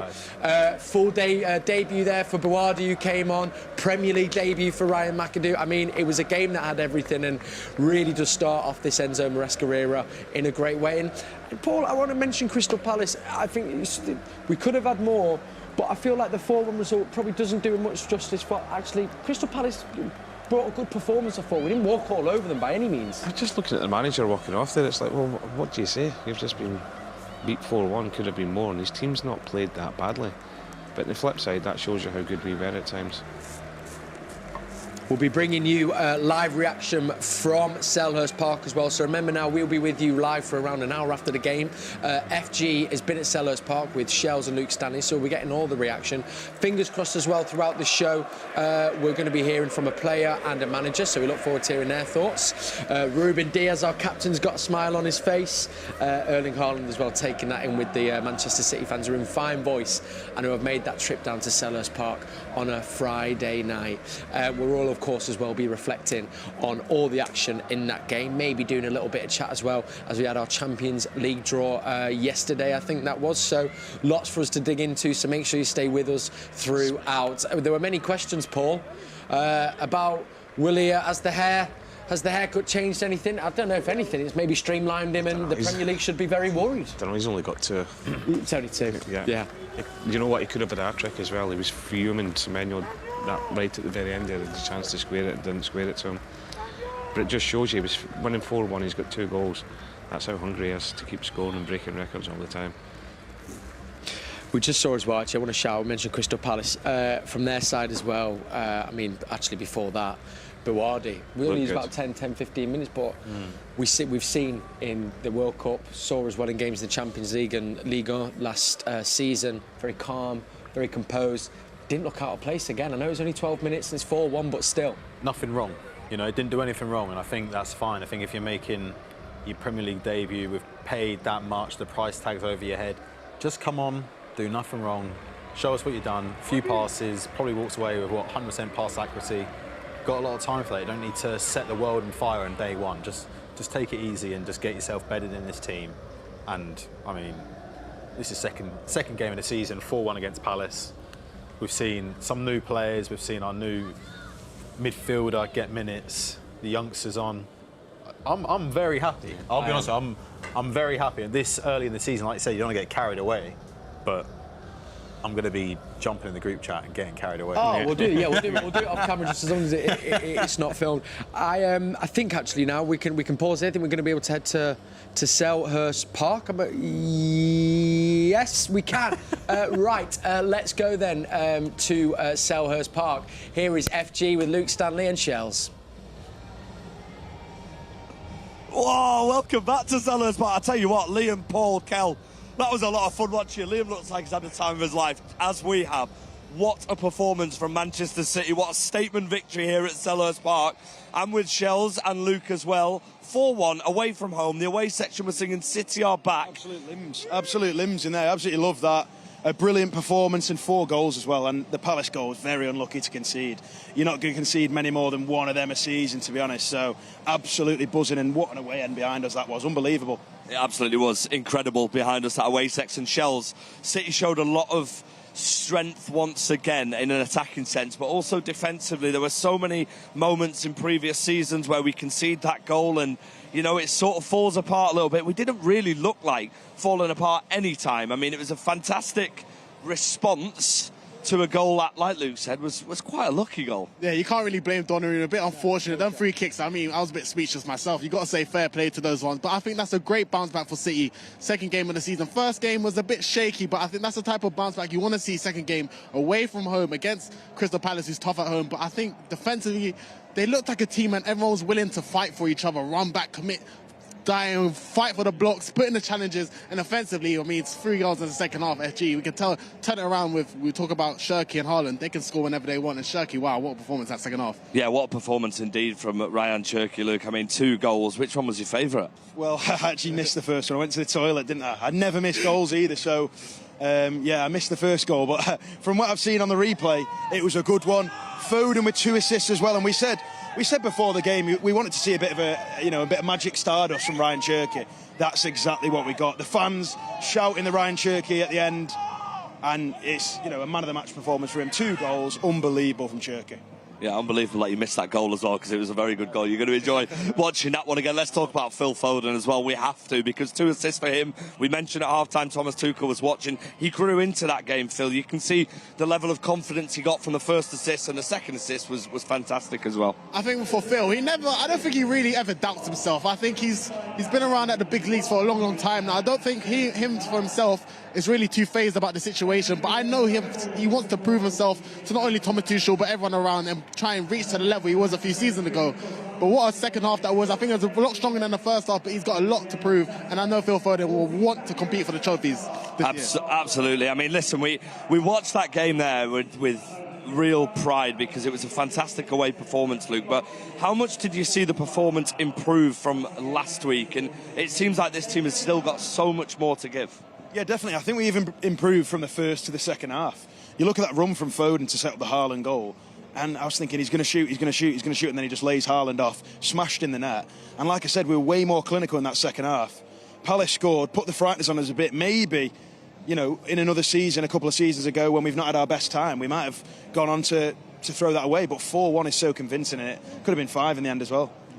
Fantastic defensive display, of course. Let's talk about the cameos off the bench then, shall we, Shells? We'll start with Ryan McKado, because that is, I mean, look, your reaction says it all, and I'm pretty sure everyone who's watched that game, you can get used to that with Ryan, because he will actively look to take on his fullback. He did that just to finish missing again. He looked lightning on the ball, really explosive. Just reminded me of Jeremy Doku just on the other hand side. And when he cut in with that left-hand shot, with the left foot, I thought maybe it was bending in, but it's just the excitement you kind of need from the young wingers, and just to see that level of confidence from the young players, exciting to see. And I think we got something to see for the rest of the season from Ryan McKado. He's seamlessly made his way a first-team player, Ryan McKado, hasn't he? When he comes off the bench, there's real anticipation from the fans. You were in the away section there, you could hear the cheers when he was coming onto the pitch, the excitement when he gets the ball. Sometimes that's all a fan wants. Yeah, I mean, it's the privilege of going a few goals ahead as well. You know, we've gone 4-1 up, we can bring on these players, there's no risk, they can play freely. And when McKado got that ball and he cut in, I thought, that's going top corner. It fired wide, but,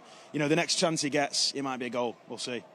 Ayoub Biadi, of course, he got 10 minutes or 10 plus minutes towards the end. He was getting cheered every time he touched the ball by our City fans, as always. A fantastic cameo for him. A lot to look forward to. I mean, yeah, he's one of the brightest, youngest midfielders in the world. So I think him coming to the Premier League is a new league for him. I think you want to ease into it. So I think coming on where we got a couple of goals, it's good for him to settle, get used to the league. But he's got one of the best potentials on every single sports game out there. So I'm pretty sure we've got a lot to see from Biadi from the future to come. You can always rely on Chelsea to head to his consoles to see. I mean, also, one thing that you forget is how young he is, Luke. He's 18 years of age, this man, and he looks like he's a lot maturer than what he is when he gets the ball. He's commanding the ball off his players, and you're looking at the midfield we're building there. It's exciting times, isn't it? Yeah, when he came on, it looked like he'd been in the team 10 games, 20 games, and he's played 5 minutes, 1 minute, whatever it was. His first touch, like you said, the fans there shouting his name, jeering every time he got the ball. It was a comfortable display and a comfortable few cameos off the bench as well. Absolutely, and of course Caden Braithwaite and Vitor Heiss as well coming on. That's really, really nice to see. From an Enzo Maresca perspective, he's going to use this whole squad. He said it numerous times in press conferences, and it's something to be really excited about, isn't it? Yeah, and even players such as Mateo Kovacic, I see him warming up on the sidelines, and I feel like with him, he's got that business attitude. He's come here to do the job for the team, and I think the whole group has a vibe. They've seen him working hard together, training, warming up, and they all want to do the job and try and bring the trophy home back to Manchester, but they've all got one task and they've got to work together. Let's talk about Elliot Anderson, because why not? I'm pretty sure everybody on social media, from the tweets I've been saying, have been mesmerised by his performances. He shows real maturity when he's on the ball. He commands the ball, but he also supports his teammates. Just how much of an asset can he be for City, not just this season, but in future years? Yeah, well, CHERKI 2 goals, Haaland 2 goals, Foden 2 assists, but for me, Elliot Anderson in that midfield, he dominated the game. I was disappointed to see him come off, to be honest, with 10 minutes to go, but he utterly dominated the game. We've spent a decent chunk of money on him, but he's already paying it back for us. What a player he is. I remember watching him at the City ground when we played Forest last year and seeing him ping a pass. And the way he just dictates the play in midfield is like, you know, what we've seen with some of our great players before. So, yeah, what a player. A lot of people, of course, will be mesmerised by that as well. But let's focus once again, shall we, on the rest of the team around him, because I think every single player to a man was fantastic. I mean, we said Donnarumma didn't have much to do, but with his feet he was absolutely flawless. He was fantastic as well. Just how much confidence do you think there's going to be in that dressing room? Yeah, I think there's a lot of confidence, especially I think defensively, if you look at the back four today, it's kind of similar to Arsenal in my opinion, where the profile players all 6'2+, muscly pace, technical ability as well. And I think for City to maybe find a combination, you know, Kusanov playing on the right, having that physical presence where he can catch up to the faster defenders, but then having the technical side of Guardado and Gueye stepping up into midfield. I think if it all clicks together, this could be one of the problems where a lot of teams will be worried to play against. You've always had to worry about Guardiola. Sorry, I couldn't get my words out. We had to worry about his team. Now Enzo's team with these new boys. I think it's exciting times for City fans. It does seem like as well. I mean, it is very much a new era. When you look at this side, and we're so blessed. We have the greatest manager, in my opinion, ever to manage us for a decade. And when you look at the Enzo Maresca side, and you look at previous eras where managers who've been there for a long time. I mean, across the road in the other club in Manchester, they had a real struggle, didn't they? And it looks like from what City have done here and where we're at, do you think it's something that we shouldn't really worry about? And it's the way that the club's run, we're in a really good position. Yeah, I mean, you just got to take every game as it comes. It's, a good start. 2 league games, 2 wins against 2 decent sides. Palace won the Conference League last year, and Bournemouth have got themselves into the Europa League. So we've played there against 2 good sides. We've won both games. Maresca is a good manager. We've seen what he can do at Chelsea. He's been in and around the club before, and I think you give him the time. You've given him some of the good signings we've brought in, and I think he'll do a great job. I mean, there's no surprise that the broadcaster's man of the match today. Shells, any guesses from the man who scored? I mean, a couple of them scored too, but... I think CHERKI and HAALAND was fighting for it, but I'm with Lewis here. I got to go with Elliot Henderson. He's done it again. Listen. Maybe Lewis is just... The man of the match is not Shells, because he's got my name wrong about 6 times. Listen, my nerves. I'm going to start calling him Lewis now. Ryan CHERKI, man of the match. He's probably going to get the City one as well. We're in a really blessed position because it feels like quite a while, Luke, that we've been able to say a lot of players on the pitch could have been fighting for that man of the match, regardless of what we saw in front of goal. We also saw defensively fantastic performances. Every single player there, their player ratings must be pretty high. Yeah, across the board. You look at the back four, solid. The goal, you can't do anything about that, like we said. Donnarumma, solid. I think the ref was counting down to him quite a few times, but he got rid of the ball fast enough. And then you go into midfield. For me, I think Anderson was probably our best player. It sounds crazy. CHERKI obviously gets the couple of goals, and you could easily argue it that way as well. But for me, HAALAND, a couple of goals, Foden, 2 assists. It's just a confidence boost as well. And we've got now, a week until we play Coventry City at home. That's a team we'll be looking to beat, especially at the Etihad. Hopefully that'll be 3 wins from 3. Yeah, Coventry City now to look ahead to, like Luke said. I mean, we've got a week to prepare. We're not going to have many weeks to prepare. How important do you think it is for Enzo and his staff and his group of players to make sure we use these weeks to get this team tactically up to where he wants it? I think with the Premier League and how fast-paced it is, these weeks come around very quickly, and teams are so good at this level. So you've got to prepare, and I think, yes, the boys will have a nice week rest, and of course to get the 3 points and have an early weekend, but they know the job is not finished and not 1 more week to go, and there's still 36 games to go in the season. 36 games to go, and City have won their first 2. It's very nice to say. When you look at the Coventry game, they'll be pretty confident. They'll be excited to be back in front of their home fans. Who are you looking forward to seeing in that one? Oh, mate, everyone. I want to see all these players again. I think I posted before the game and said Enzo Maresca, 100% Premier League win rate at City after 1 game. After 2 games, it's the same, and I'm hoping it'll continue for as long as possible. We got some tough games coming up as well. We got United away, we got Liverpool away. Champions League's going to start rolling as well. So I think, just keep getting points on the board, and it'll make the other games even easier when they come.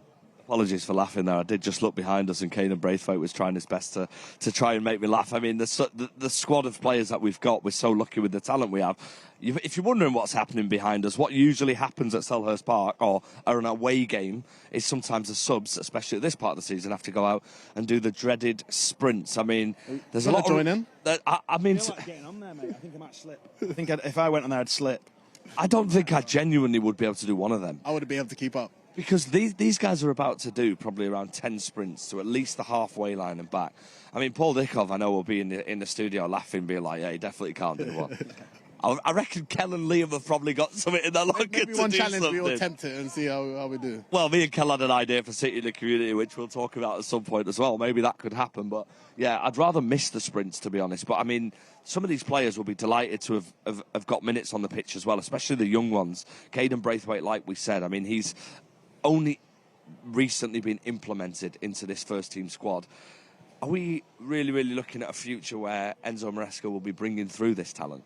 Yeah, I mean, definitely. I think he was one of our youngest ever players, to be honest. I think he was at 16 when he first got into the squad a couple of years ago now. So, yeah, definitely. I mean, playing in the Premier League as well is no easy task to achieve. He's done that now. Where can he go from here? Number 61 as well.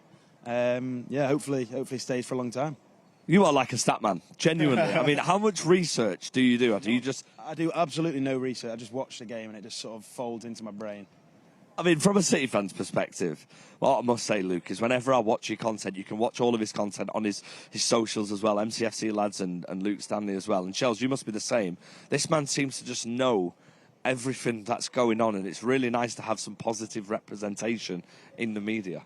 Appreciate that, mate. I think FG's a good representation. And if he can get the name right as well, he's not bad on the left of me as well. So make a good team, don't we? We've had a lot of fun today, actually, at Selhurst Park. Shells, what's been your highlight? I think from my point of view, just seeing that Haaland header, it was just a bit of a cool reaction. I was just sitting there in between other Palace fans as well, just to keep it quiet. But I just think seeing the away fans cheering as well, I think the atmosphere, you can't just recreate it, and I think it's just fantastic to be involved. That angle here as well, we don't normally get that, obviously. You know, I'm normally in that. To get it, that's the player's perspective. You can see them all running over, and it's just like a wall of blue there in the corner.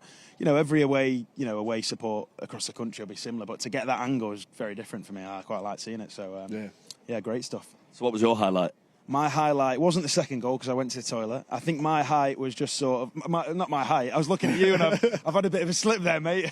Now, my highlight was, I'd say Foden setting up that last goal for Haaland and him just smashing it into the net. FPL captain as well. You can't go wrong with that. Yeah, I imagine everyone's in that boat, though. So, yeah. I mean, Haaland's everyone's FPL captain. I had Semenyo. He got an assist. Shells? I had Haaland, captain.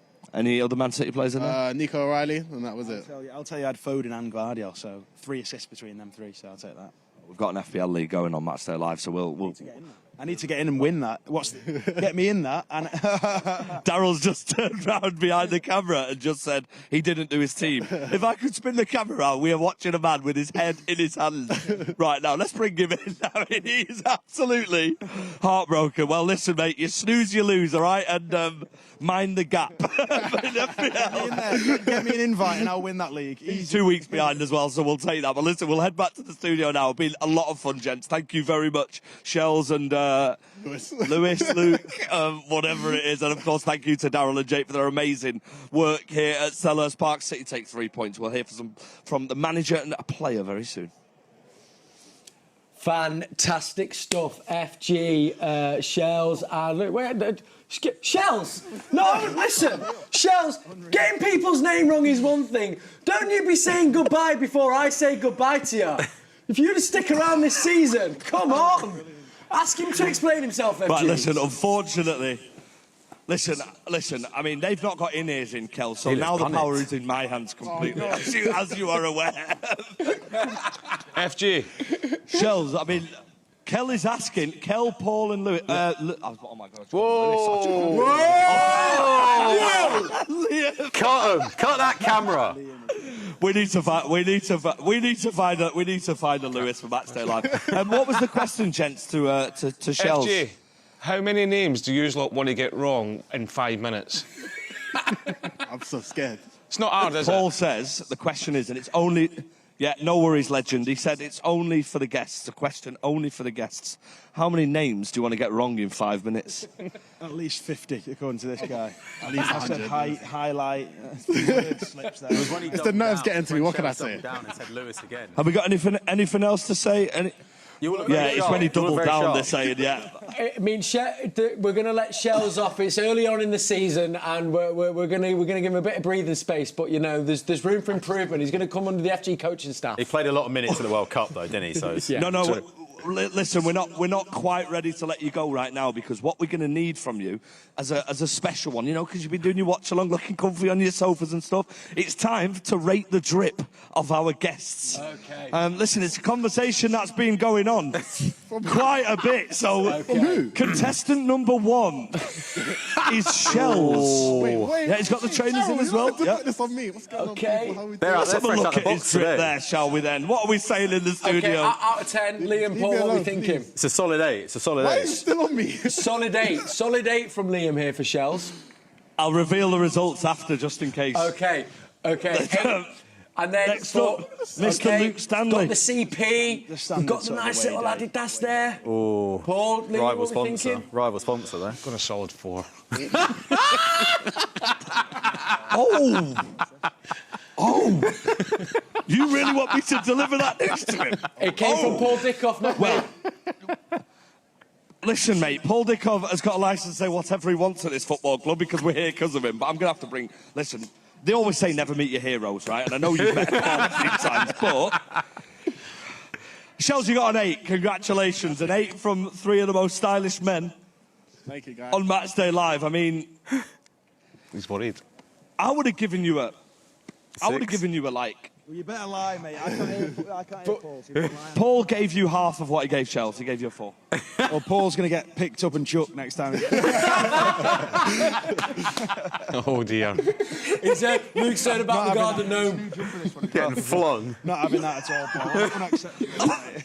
Well, listen, I'm going to head back to the studio and I'm just going to let you know that I come in peace, all right? Thank you very much to our guests.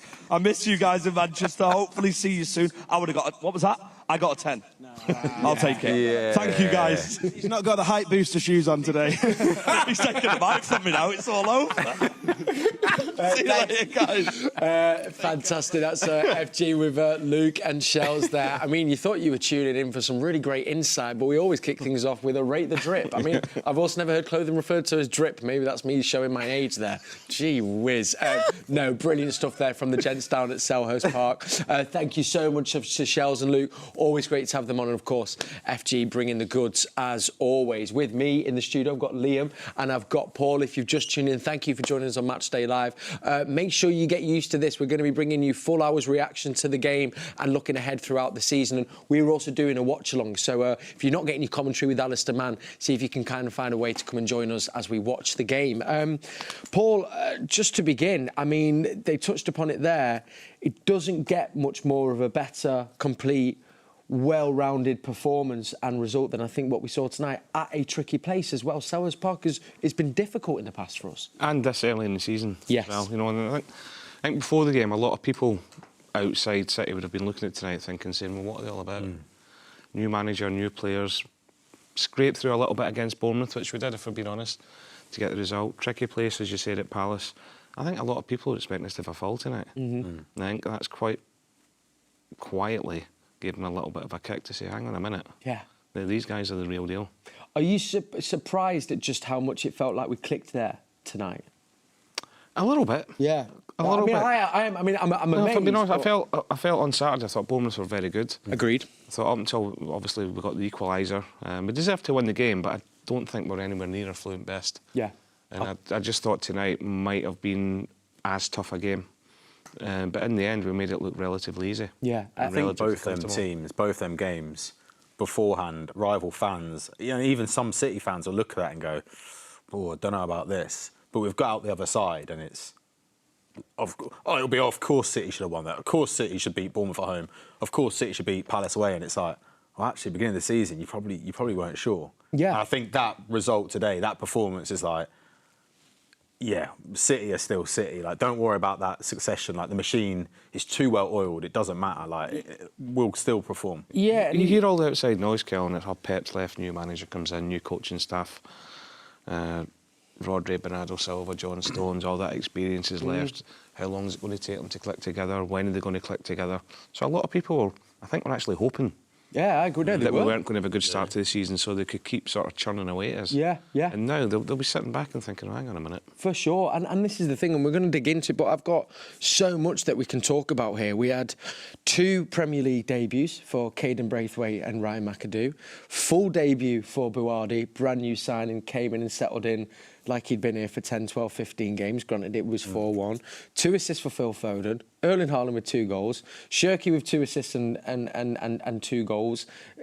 You're suddenly going, hang on, I mean, there's so much to dig into. That's what I'm saying. It was the well-roundedness of the performance in all areas, Paul, that I think is the most exciting thing about tonight. I think defensively we looked solid. We had a little spell, 10 minutes, didn't we, in the first half maybe, where we looked a little bit ragged and a little bit open. But I just think that was the adrenaline of the first away game, the atmosphere down there, and the actual being too eager to do well and chasing absolutely everything down without, we're talking about pressing with structure, everybody's got to go together.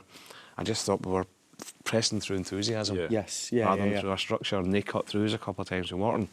Once we settled down, Didn't get a sniff, did he? No, at all. Didn't get a sniff. And we're going to bring in Georgina. Georgina joined us from the Watch Along. She also True Blue and True Matchday Live presenter, joining us from abroad, and was also a lucky charm because we came to Georgina 3 times throughout the Watch Along and we scored 3 goals. One of them we did concede, but you know.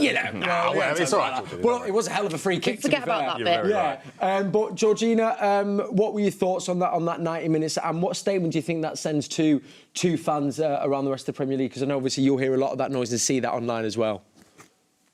Really impressive performance. I think the little smirks at the end from the players said it all. It wasn't a cocky smirk, but it was a confident smirk. And I think that's something that maybe we've been missing in previous seasons. So it's really nice that people, they've got the spark back. We're feeling confident. We're feeling like, we can give a good go to the league. And yeah, I think it was a really solid performance.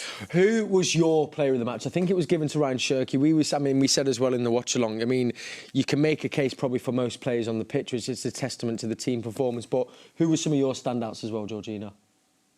Oh, gosh, to just nail it down to one is so difficult. Yeah, I'll give you 2. You can say 2. Only 2? CHERKI, of course, he would have been my man of the match. But if we're going off someone else, HAALAND was good. HAALAND was good for me. Elliot Anderson, again, really stood out. I think Nico O'Reilly stood out in the first half. Yeah, Elliot Anderson probably for me, if you had to pick another one. I think Erling Haaland agrees with you because I know in one of his post-match interviews he singled out Elliot Anderson as well. Well, Georgina, we look forward to seeing you when you're back from your holiday. But go and enjoy your Friday evening, the 3 points and the rest of your holiday. I'm going to bed now. I'm exhausted. But, guys, thanks for having me on. No, pleasure. We'll see you soon, Georgina. Thank you so much. Saying there, before we get into the key moments of the game, talking about signings, but Elliot Anderson, we loved how he looked at Bournemouth. Obviously, Enzo has said he's still coming back to full fitness, having played a lot of minutes at the World Cup, but finished the game there. Erling Haaland singled him out. I mean, he just felt like he was everywhere today. He just looked so comfortable at City. You wouldn't believe that he's one of our new signings. He looks like he's been there years. He's just taken to it so easily and just looks like natural in the middle of the park. And I think he really adds a lot. I've liked the little duo he had going with Nico O'Reilly. I thought that they offered a lot, covered for each other, but did similar jobs, but offered it in different ways. We spoke about Nico O'Reilly striding up the field, Anderson breaking up play, dropping in between the lines with the centre-backs. I think he did a lot today, and I thought, Rodri will be his big shoes to fill, and I think Elliot Anderson today showed us that. Don't worry too much about that. We've got a serious player around us. Yeah. I thought they dovetailed really well. Agreed. After the first 10, 15 minutes.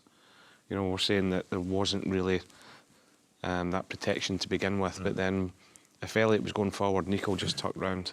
Yeah. And vice versa, more so often when Nico was driving forward, Elliot would just sit in there and cover his mate and let him go and do it, Yeah. And I think that was really impressive for me because they sort of little exchanges you get between teammates can take a while on the training ground and on the football pitch to actually work, and it takes a lot to do it, but it looked a bit seamless tonight in the end. And we said as well, I mean, the squad as a whole, big and physical, but there was real fight and guile and physicality and tenacity, I think, as well, with Nico and Elliot. And that, I think, brought a lot to me, which also was very key in Bournemouth as well. And Enzo said that's why he had Nico in there. But that was another side to both their games I thought was important today. It is not like that, especially nowadays in the Premier League. That physicality is a massive, massive part of it. As in getting stuck in, obviously the amount of distance they run, it's all track now and everything else, but you can go and smash people and you can get tackles, but there's got to be a discipline and a structure behind it. And that was the most impressive thing for me tonight, because I felt at times at Bournemouth at the weekend we looked a little bit ragged, as if it was a team that had just been put together. But I thought for the majority tonight, we were really, really good, yeah. And we're going to hear from him in just a moment, so don't go anywhere. But then what that afforded, one for our wingers, but particularly in the 10, Ryan CHERKI for the first 70 minutes and then Phil when he went in there, does it almost complements them to give them more freedom to know, well, we've got them two backing me up. Yeah. Go and do your thing in the final third. I mean, CHERKI today... It does, Kel, but you know what? They know their jobs as well, off the ball. They work their socks off. For sure. Yeah. You mentioned it. You mentioned it in the watch-along. Both of these 89 minutes, Phil's tracking 40 yards back. Yeah. Yeah. And he's in the 10 roll, so... So that tenacity and that athleticism that we're talking about is going throughout the team. We'll speak more about then what he got up to on the pitch, but we might as well hear from him. He got player of the match, his dancing feet, got us goals, got us assists. FG is now with our superstar, Mr. Ryan CHERKI. Ryan, congratulations. Thank you so much. Fantastic win for Manchester City here at Selhurst Park, but for you, 2 goals as well. How do you feel? I feel very, very nice, very happy. The first half is not easy because Crystal Palace defend very well. In the second half, I take more freedom, and we are very happy to big win today. What was the reason for the more freedom in the second half? Was it just a case of the game opening up a little bit, or was it? Yeah, of course. I think it's that, but I think it's in my head when I see the coach wants to change me. I'm not happy, and I want to show them we need me on the pitch. Perfect way to show them as well, the 2 goals. Also great link up with Phil Foden as well throughout. And how happy were you with the partnerships you were making on the pitch? Bro, on the pitch we have a lot of big players, and when we play like that we can build big difference. And today we are very happy. We know the championship is so strong. We need time for build again and again and again, which we work all week for that. And see you the next week. It's a long season, of course, but the fans were already singing your name. I don't know if you managed to hear it in the away section. They were singing it throughout. How much confidence does that give you to know that you're loved by the supporters? No, I love when the fans sing for me. I love, but we know the championship is so hard. We need to work a lot, and you can speak after the season. And finally, I have to ask you about your the man in the other last question. The man in the other dugout, Pierre Sage, of course, a manager who knows you so well. About what? The PSG? We have time, bro. The Crystal Palace manager who knows you so well. He spoke so well about you I love in him, the I last love thing. him, He was fantastic. I mean, how well do you think he'll do? He's the best. He's the best. Sorry, he's the big coach I have in Lyon. I'm very proud to see him in Crystal Palace since the best championship of the world. I hope for the Crystal Palace they win, but not about us. Well, congratulations. Thank you so much. 3 points, great performance, man of the match as well. He's taken the mic as well. That was Ryan CHERKI. Thank you so much, FG. They're bringing us a great little interview with Ryan CHERKI, and I will say as well, credit to FG, because I don't think many people get that long with Ryan CHERKI as well. So it was lovely to hear him. Before we dig into his performance, and I loved it from you there, Paul, just when he said that line, I was out there to show you why you need me on the pitch. And, you know, and for me as well, there's always that fine line, isn't there, between there's that, you know, there's arrogance, but then there's also that belief, do you know? Yeah. And his Paul doesn't feel like that, because what he does, he backs it up with his talent. That's just belief in what he can do, and he showed it us tonight. What I love about it, look, I might be reading completely wrong into this. It seems that at half-time, maybe Enzo's had a bit of a go at him, because he said the first half it was tight, it wasn't very good. So the second half, and I wanted to go out and show him that I should be in the pitch. Yeah. So I'm just wondering whether Enzo said you pull your finger out your backside or you're coming off. Yeah, possibly, yeah. And players can take that different ways. Players can go out there and think, salt. But he's went out and just took the game by the scruff of the neck. Yeah. And let's talk about taking the game by the scruff of his neck.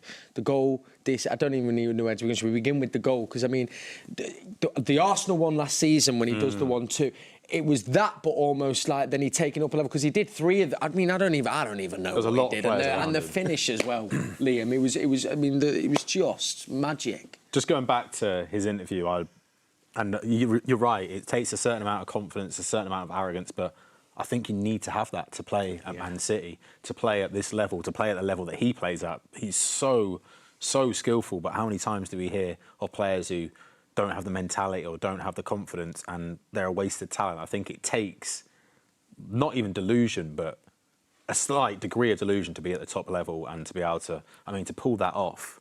Like, talking about that first goal, you're saying it's just in his DNA, like, to be able to pull that off, to have the audacity to do that. And he's saying it's the best league in the world. And it's ridiculous. You're making everyone look like babies. Like, it's unbelievable the talent he's got. And it was the finish with the left foot outside of the boot. And I don't... Sometimes that word arrogance is funny. It's not that, because when you back it... I feel it's arrogance. When you're not backing it up, it's what you think you are. But like with him... There's a difference in football arrogance as well. Yeah. Yes, I think that's so true. And then he gets the second goal, slight defection, but the way he kind of fashioned that out for himself, coupled with his assists as well, Paul. I mean, it was it was just an all-round maverick display from the man, wasn't it? It's as if it was like a 18-year-old playing against 10-year-olds with the people around him, you know. And it's still the finish for me because the defender's pulling him back, and after he's done the little shuffle and he's took it there and took it there, you're expecting him to do that again. And he's just nonchalantly just flicked it with the outside of his foot as he's off balance. Pulled by the defender. And he's not even looking at the goal when he's doing it. Yeah. You know, it just shows his awareness, his skill, his ability. It's just, it's world class. Yeah. It is world class. And how it, again, Georgina said this in the watch-along, but it is exciting. It seems to be the word of this game because he mentioned as well the partnerships, you know, and he's saying his connections with Phil, connection with Haaland, linking up with Semenyo. These are all still quite in their infancy, these relationships. But he's saying when they click with these big players and talented players, scary not just for the league but for the rest of Europe. And that's not me saying that with my blue tinted glasses. That's just a fact if you know football. I think if you look around football and you hear players talk about Man City players. I mean, Buwadi in his interview said like he wouldn't be able to name who he watches at City because the list would be so long. I think people forget how well revered, how well respected our players are around the world. These are the best of the best, like, and I mean, we're seeing it week in, week out. We're spoilt rotten, right? Yeah, we really are. It's an immense privilege. We're just looking back at some of the goals here. We'll talk about more of them in a second, but let's hear from our manager. So 2 games in, 6 points. I'm sure he can't be much happier. Let's get his thoughts. This is Enzo Maresca speaking at full time. Congratulations, Enzo. A great win tonight, great result. What were your thoughts on the performance? Yeah, I think the performance was good. We struggled the first 5-10 minutes. And then I think after, we were in control of the game. We scored 4. We could have scored more goals. We didn't concede a lot. Yeah, very happy with the 3 points. It's not been an easy couple of weeks with people coming back from the World Cup and things like that. But 2 wins out of 2 is perfect in the Premier League. How do you assess that sort of first fortnight? Yeah, happy with, it's never easy to win games. Happy with the last 2 games. But again, now we have 2 days off to recover energy, and then we need to go again next game at home. And just a word on Ryan CHERKI. He's got that X factor and 2 fantastic goals tonight. Yeah, he has been very good, but especially his performance was very good off the ball.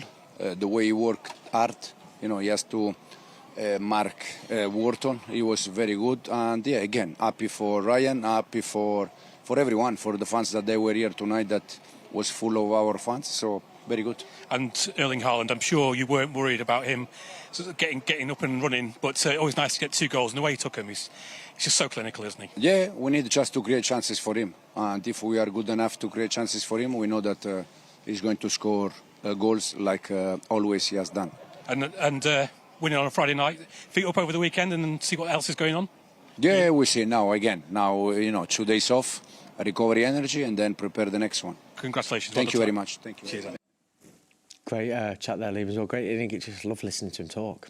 He's just so level, you know, like, and I feel like we agreed with everything he said. We'd mentioned it in one way or another, but I mean, this is why I could probably never be a football manager, despite not having any qualifications, of course. But I'm too emotional, like I'm too reactive. But I think him saying that CHERKI was marking Wharton, and maybe that's why CHERKI said in the first half wasn't so good, because we said Wharton was free, he was playing the ball, he had a bit of freedom, but he switched on. I mean, you praised him during the game, how well he was defending, getting around, and I mean, he obviously turned up a level in that second half, and I mean, attacking defensively, it was perfect. That would have been one of the most pleasing things for Enzo, is because it's not a natural thing for Ryan CHERKI to defend.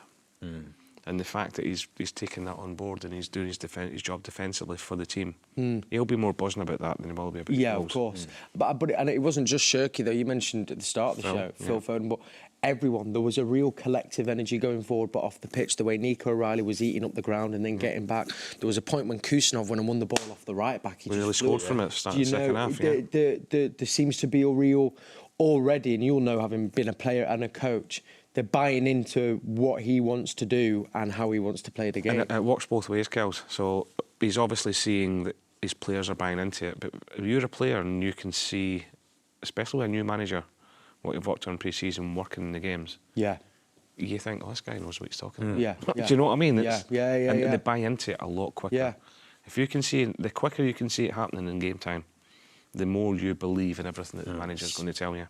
And I know it, but even it's just, I love this image we've got behind us in the studio, but again, and we know there's such a brilliant chemistry and cohesiveness at Manchester City across the club, but don't know, there seems to be a real energy around within this squad with Enzo that we're kind of just starting to feel and is just starting to simmer. And we spoke so much as well about, obviously, offensively going forward, but I want to take a moment as well to speak about defensively. First of all, obviously, you'll say, well, they conceded a goal, and let me tell you, I know Donnarumma, Diaz, Kusanov, Gueye, they'll be fuming with that, but you couldn't stop the free kick. You can't stop it. Well, it's like I said at the time, like, if a team scores a free kick against you like that, unless it's like a howler, goalkeeper howler, the ball lets you down, I don't think there's anything you can do. You said it was like, come off the crossbar, hits his back, hits the post, goes in. I think you just got to go, whatever. Yeah. And I think that felt like the reaction from the team.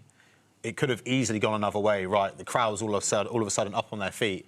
But City didn't really let it fluster them. They sort of went, all right, yeah, you got one back. And we scored straight after. And immediately silenced them again, and we were back in control. And I think that's the best thing to do. But defensively, we were unbelievable. Yeah. Mark Gueye especially, I mean, you don't want to single him out because everyone's been so good, but he was absolutely ridiculous. I mean, he won the ball for that, was it the third or the fourth? Third or fourth, yeah. He's on the halfway line. It's He just never looked in trouble on that. Yeah.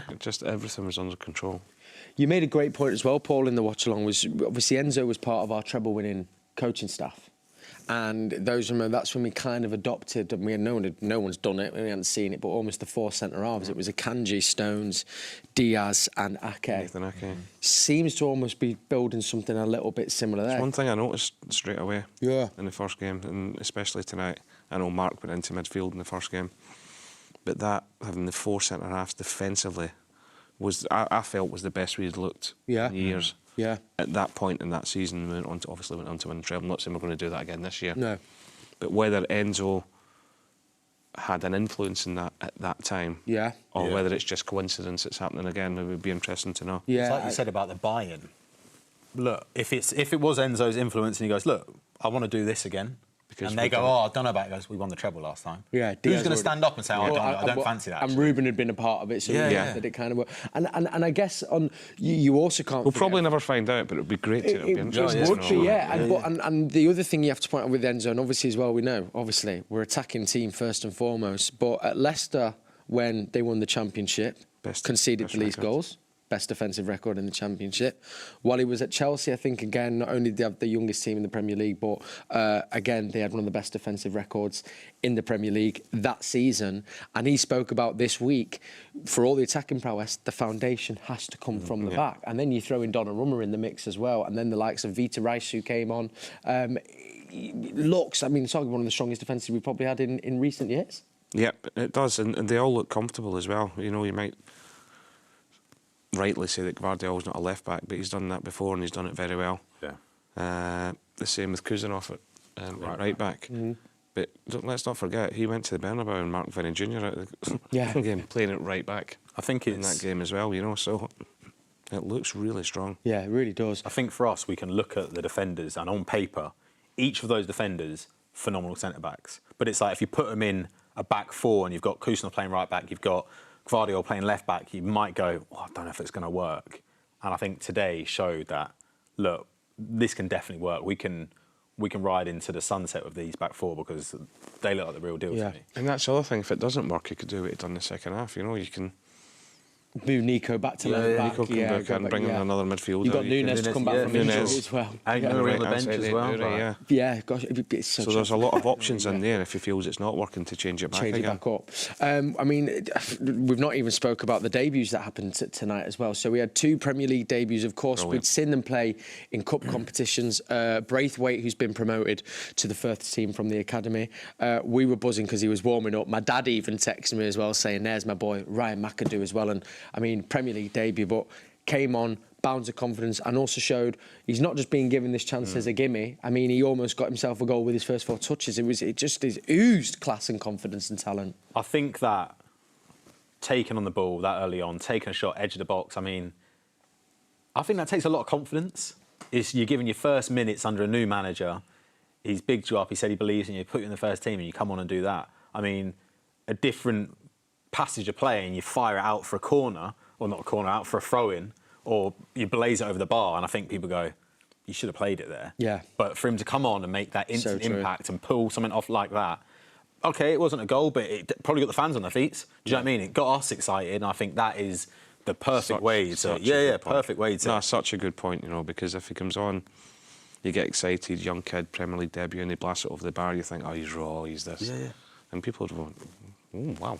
Yeah. Who's this? Yeah. Especially with the talent we've got. Why didn't you play it to Such a good Phil? point. Why didn't you play it to Haaland, Semenyo? We've got so much talent there.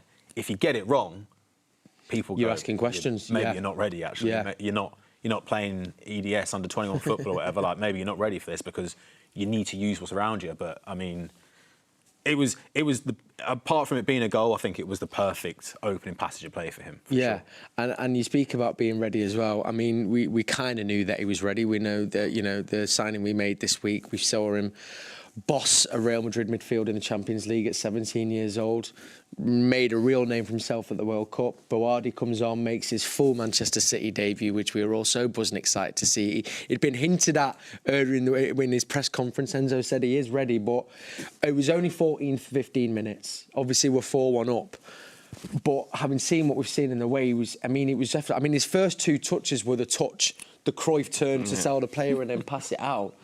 18 years old. Paul, I mean, again, I'm trying to keep my feet on the ground, but tell you what, took some play of this kid. It is, you know, it must have been a whirlwind couple of days from him. I mean, I know the rumours have been there for weeks and weeks and weeks, but now it's actually happened, and then to get put on for your debut must have been so hard for him not to overly try and impress. He was just so calm. Yeah. And cool. He was just getting it, and he was passing it, he was getting it, he was turning, he was... Played a great ball to Semenyo. The one before, and I said that HAALAND should have squared it. That little ball in between the centre-half and the full-back. That just gave us a little look at what he's capable of. I think it's a good point that he said vision. Not to overplay, because... He must have been desperate to also, how much has he trained with everyone? Do you know what I mean? It's like, you haven't had that chance to show everyone in training that, oh, look, I am a good player. Like, you might have seen me at the World Cup, but look at me up close, I'm decent. And then he gets the opportunity here. He easily could have overplayed his hand and tried something mad. When you get given your debut at any age at a new club and you come on, you want to impress. Yeah. And 9 times out of 10, you over-try. Yeah. You're over-enthusiastic and you end up making the wrong decisions because you want to impress that much. Yeah. From to come on as an 18-year-old in a Premier League game for Manchester City... At Selhurst Park on a Friday. He looked as if he's been in the club for about 3 or 4 years. Yeah. Came on. And you know the point you said there, again, such a good point about the way McAdoo came on, took the shot and it was close. It would have been easy for him to take the ball, play it back, side to side. The fact he played the passing behind as well is like, it's almost like the equivalent, for him, that's the equivalent of his shot. Of course it is. Do you know what I mean? Is that 3 18-year-olds at the debut tonight? Yeah. And again, I mean, I said it there. Chelsea, I think he had one of the youngest teams or squads in Premier League history. Paul, we look along that pitch there. We were trying to work out who's the oldest. I think it's Diaz at 27 or what I think he is. I mean, Donnarumma's 26. I think it's Phil Foden's the third oldest on that pitch at 25. Haaland, isn't it? Crazy. All very exciting. And one player we didn't mention because he's injured, and dare say, talk about what we could throw in on the defensive side. We could throw in on the offensive side. Jeremy Doku, coming back from an injury. We've still got him to come back and let him tear it up on the left-hand side. But because we didn't get our fill from him tonight, we caught up with him a little bit earlier in the week just to see how he's getting on, how was his summer, and we thought we'll sprinkle some Jeremy Doku into the show. So, Jeremy, start with last season for you. 2 more trophies to add to your collection. How did it feel to get those pieces of silverware? Felt great. I think as a footballer, you always want to win trophies, win games, and having 2 trophies more is always a nice thing to have, especially because we competed in all 4 competitions near the end. So having 2 more trophies is always good to have. And you yourself had quite a good season, and in the FA Cup semi-final scored a crucial goal. How was that for you, scoring that goal? Playing Wembley is always special. I remember we were losing. It was I think 10 more minutes to go or a bit less, and scoring that goal was important. So I'm happy that I could contribute to the team and that we won the trophy at the end as well. And of course, the season didn't just end there for you. You ended up at the World Cup. That was your second World Cup. How special was that for you? It's very special. Like you said, second World Cup. Everyone wants to play at the World Cup. So obviously going there and being able to play there for my country is always a privilege. I played in a couple of tournaments now. Participating is fun, but I want to also really put a mark there, you know, really show that I'm not just there to participate, you know, so that's what I want to do and be in big tournaments, but also be really involved, having a big impact in those tournaments. That's what I want to do in the future as well. I hope that I can have many more. And of course, during the World Cup, there was another special moment for you. You became a dad. How was that moment for you? Yeah, special, very special. A lot of things happened during the World Cup, but being a dad is something that is undescribable. It was an unbelievable experience that I could experience everything from beginning to the end and see my son being born. So yeah, it was something that I really enjoyed much. And does it give you a bit of an extra motivation now going forward, both on and off the pitch? Yeah, obviously, and it always reminds you of the bigger picture as well. Having a son reminds you of the bigger picture and that there is something more besides of football. Even though I know that already, but having a son really reminds you that in every circumstance. And to cap off the summer for you, a new contract keeping you here until 2031. How do you feel about that? Honored to be here at this big club, to sign for this big club. Shows as well the trust that they have in me, and I think it's always, like I said, a privilege to be able to play for this club, for these fans, and to contribute as much as I can. And it'll be slightly different for you this season, obviously new manager in Enzo Maresca. What do you make of him and the team going forward into the new campaign? For the short moment I've worked with him, because he was here already but I didn't know him. I wasn't there yet, but for the short moment that I've worked with him, I really like his style of playing and his coaching. So I believe that he will achieve many, many things, and I believe that I will also grow as a player under him. What we're going to do this year is we're going to get somebody to ask you a question, and then you will ask the next person we interview a question. So the person we got to ask your question was FG. Jeremy! Hello, my friend. It's your best friend, FG here. Question to start the season. Pretty easy answer, if you know what I'm saying. Who is the best FC player at the club? Cheers, mate. See you soon. Who is the best FC player at the club? I have to go for myself. You have to go for yourself? Yeah. Is there a top three? Would you? I don't know, I need to play against, I didn't really play against the other teammates, but I'm pretty confident that I'm up there, yeah. So, because I play a lot, so not a lot, but I used to play a lot, but now obviously with the baby it's a bit less, but I'm pretty confident that I will be up there for sure. So for when we interview the next player, you can now ask them a question. Which player impresses you the most in training? Okay, that's great. Yeah. Perfect. Lovely stuff. Can't wait to have him back on the pitch when he recovers from injury, and excited to see who gets asked that question and what the answer will be. Right, not long till we'll get Enzo's press conference. Before we do a quick look ahead to Coventry, if you're watching the watch along, we discovered that Paul has got a Paul Dickov gnome. Is celebrating the infamous goal, which we... So I've been told. Yeah, and so we want to either get it put as a mini statue outside the stadium, or we're going to plant it here in the CFA. Is it this? Is that the gnome? It's actually, there actually is one. It's got the Gillingham kit on. Is it? Honestly. Stop. You think I'm winding you up? I need to see it. Sorry. We're about this to have is our lights on later. Yeah. Just know, whenever doing Matchday Live with me when you're training, he's always there. Watching. He's always watching. I'm in your garden. And I tell you what, he will always be watching. He'll be watching training, and he'll be watching our next game against Coventry. So, Paul, we have a week to prepare for that, and the FG said it's very rare we're going to get that in the season. How key will that be, just in kind of what Enzo wants to build, but also preparing for a game against Cov? It was quite interesting when he said, he mentioned 2 days off. Yeah, quite 2 a days few off. times. 2 days off. Full 2 days weekend. off. I know players used to get quite a few days off the last time. It used to be 3 and 4 if they just won a game. Really? So I don't know whether that's him sort of maybe letting them know early doors that that's not going to be happening. Yeah, yeah. You know, I think Pep was one of these that if he would set them targets to win certain games and give them certain days off if they make the targets.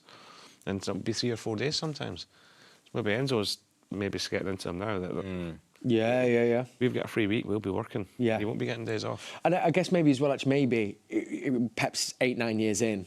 They know. I guess he's got so much he probably needs to give to them. He's like, they need to give him that time. But Coventry, even though they've just come up, Liam, still going to be I mean, it's going to be obviously difficult for them coming to the Etihad, but no easy game in the Premier League, even though obviously they are a newly promoted team. I think for a team like Coventry, a team that's just come up, well, Arsenal first game and then the City, I think it doesn't matter. First 2 away games. No one's expecting you to win those, so you can go and you can play your football. You've not got to be so. If you're playing the teams around you, you probably go, well, we've got to be a little bit defensive. These are points that we really need and we're expecting to get. But City at the Etihad, they're probably thinking, we're probably not going to get anything anyway, so let's try it, let's see what we can do, let's test ourselves. And I think it could be dangerous. I think a team with nothing to lose is a dangerous team. Yeah, and also game week 2 for them is probably a game they've more been looking at, because obviously they face one of the newly promoted sides in Hull in this weekend, actually. So I guess that's the much bigger game for them. Yes, And Frank will not, you know, I want Coventry to do well, obviously not next week this season, but purely because of Frank. You know, he's a top guy. He's done an unbelievable job there. You know, and sometimes when you're a newly promoted team coming up, you've got to pick and choose your games. You've got to look at them, and this one already tomorrow is a huge game for them. And looking at Coventry under Frank, what do they bring? What are they about? And also, how can you see them getting on this season, Paul? Very hard, very much like Frank. Very hard working, got quality, very well organised. Got pace going forward, and want to play good football. Yeah. You know, and people can say that your managers, his characteristics are your team, and they do. They play like he did. You know, and he's just a top. I'm so happy for him. You know, he did a bit of a rough time at Chelsea, done a good job at Everton. Yeah.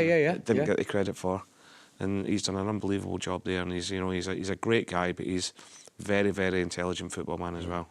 Can you see, Liam, many changes, or do you think it'll probably be maybe looking at that squad we kind of saw, the first 11 we saw there tonight? I think it will be similar. What we've seen, one change today from the last game. I think we'll probably see the same sort of thing. I think Enzo probably knows the team that he's going to ride with. Yeah. And I feel like very early on as well, we've seen these are the players he trusts. This is the way we're going to play, and maybe there'll be little tweaks. Maybe Buwadi will come in and maybe start.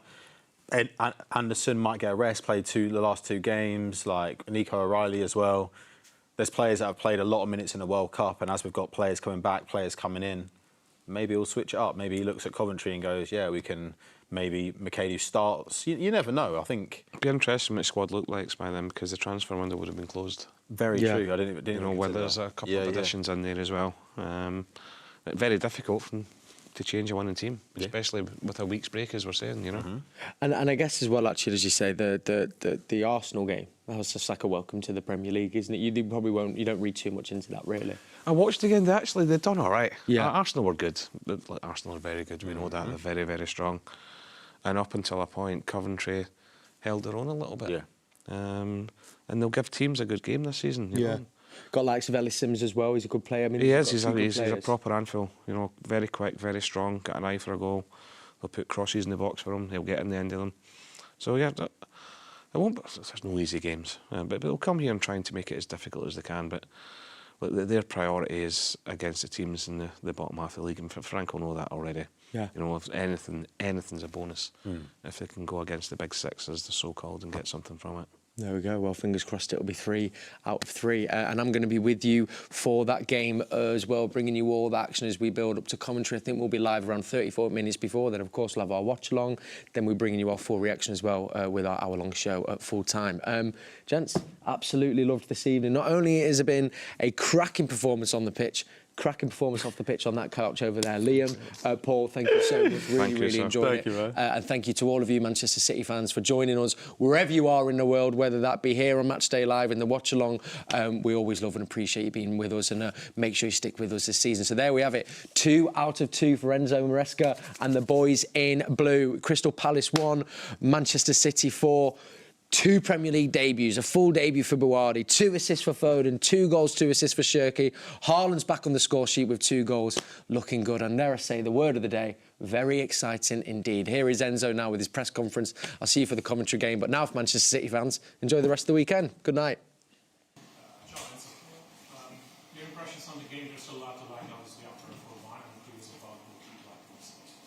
Yeah, I think the performance overall was good. We struggled the first 10 minutes, and then because we were pressing in the wrong way, and then we adjust something. And after that, I think we were in control. We scored 4. We could have scored probably more, and we didn't concede a lot. Obviously, Ryan scored twice, 2 great goals. You didn't start in the last game. You started this time. I guess he's happy now, right? Yeah, for sure he's happy, but his performance for me was very good, not because of the 2 goals, but the way he worked off the ball. He has to press. He was in charge when Palace has the ball. He was in charge of Wharton, and I think his game was a complete game, on the ball and off the ball. What was he like to work with, Ryan? Because, I mean, he looks pretty unpredictable, a bit of a maverick. But as a manager, is sometimes that difficult to deal with, or just enjoy what he does? No, first of all, he loves football, and so it's much more easy to work with him. And then is where it is Ryan. Ryan is like this. We know how good he is. We know the quality that he has. In this moment, he's helping the team also with the numbers in terms of assist and goal. And no doubt that he's going to help the team also in the future. The response that you've had from the players since you've been here, 2 wins at the start of the season, and they're playing so well, Yeah, no, there is. It's huge. Absolutely. But especially I like, the sacrifice or the desire of the ball, because if we are able to match the intensity, the desire of different opponent, I think with the quality we have, we can do something important. But again, we were good on the ball, but I think we were very, very good also off the ball. You used MATCHDAY in midfield last week. Obviously, he was back in defence tonight, but he has a lot of work to do on that left-hand side, especially when Palace are attacking. But he was just as impressive again tonight. Is he going to be one of the captains, do you think, or if not, is his leadership really important for you? It was impressive, as you said, last week against Bournemouth as a midfielder, tonight as a central defender. It's what we need, a player open mind, player that they can be versatile, and also try to help the team. His performance tonight was very good. We have 2-3 more days for the window transfer, and as I said in the last press conference, then we decide for 2 more captains, and we see.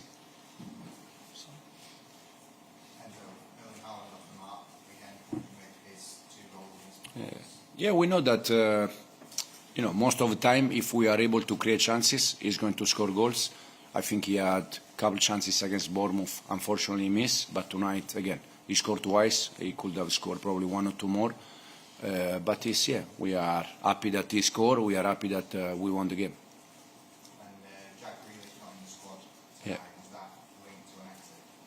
I had the chat with Jack yesterday. Again, we see what's happening in the next 48, 72 hours, and we see. Ryan was actually very critical of his own performance after the game. His performance in the first half. Did you have to say anything to him at half time? No. Yeah, probably he was not playing on his level first half, but again, overall, I was happy with this performance off the ball. And then second half, he scored twice, and for sure, he's much more happy. This pre-season is really unique because of the World Cup. They've all had different experiences, different physical, emotional, cognitive loads through the summer.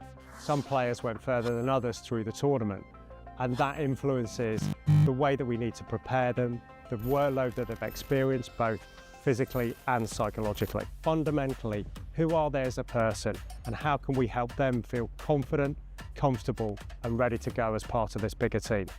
As we return, it's an opportunity to get a feel for the ball again. Players have been on holiday, so it's getting boots back on, reintroducing elements of fitness. The first week we carry out movement screening, physical and clinical tests, performance tests, to try to understand exactly how the players arrived in this pre-season and have a baseline picture of each of them. During the off-season period, their hydration habits change, so it's really important to us to test and profile hydration scores. Hydration is fundamental. It's going to affect physical performance, movements, decision making, reaction time. So it's something that we really have to get right from day one. They love Lucozade Sport. Since we reintroduced it, the uptake and the hydration status has improved. So it started from the travel out here. We had a big flight and we needed to keep the players hydrated. So we did little supplement packages and a little timeline of when they should be sleeping, when they should be eating, and when they should be starting to wake up to get the day started. Pre-season is not just about working harder, but the most important thing is supporting players to adapt smarter.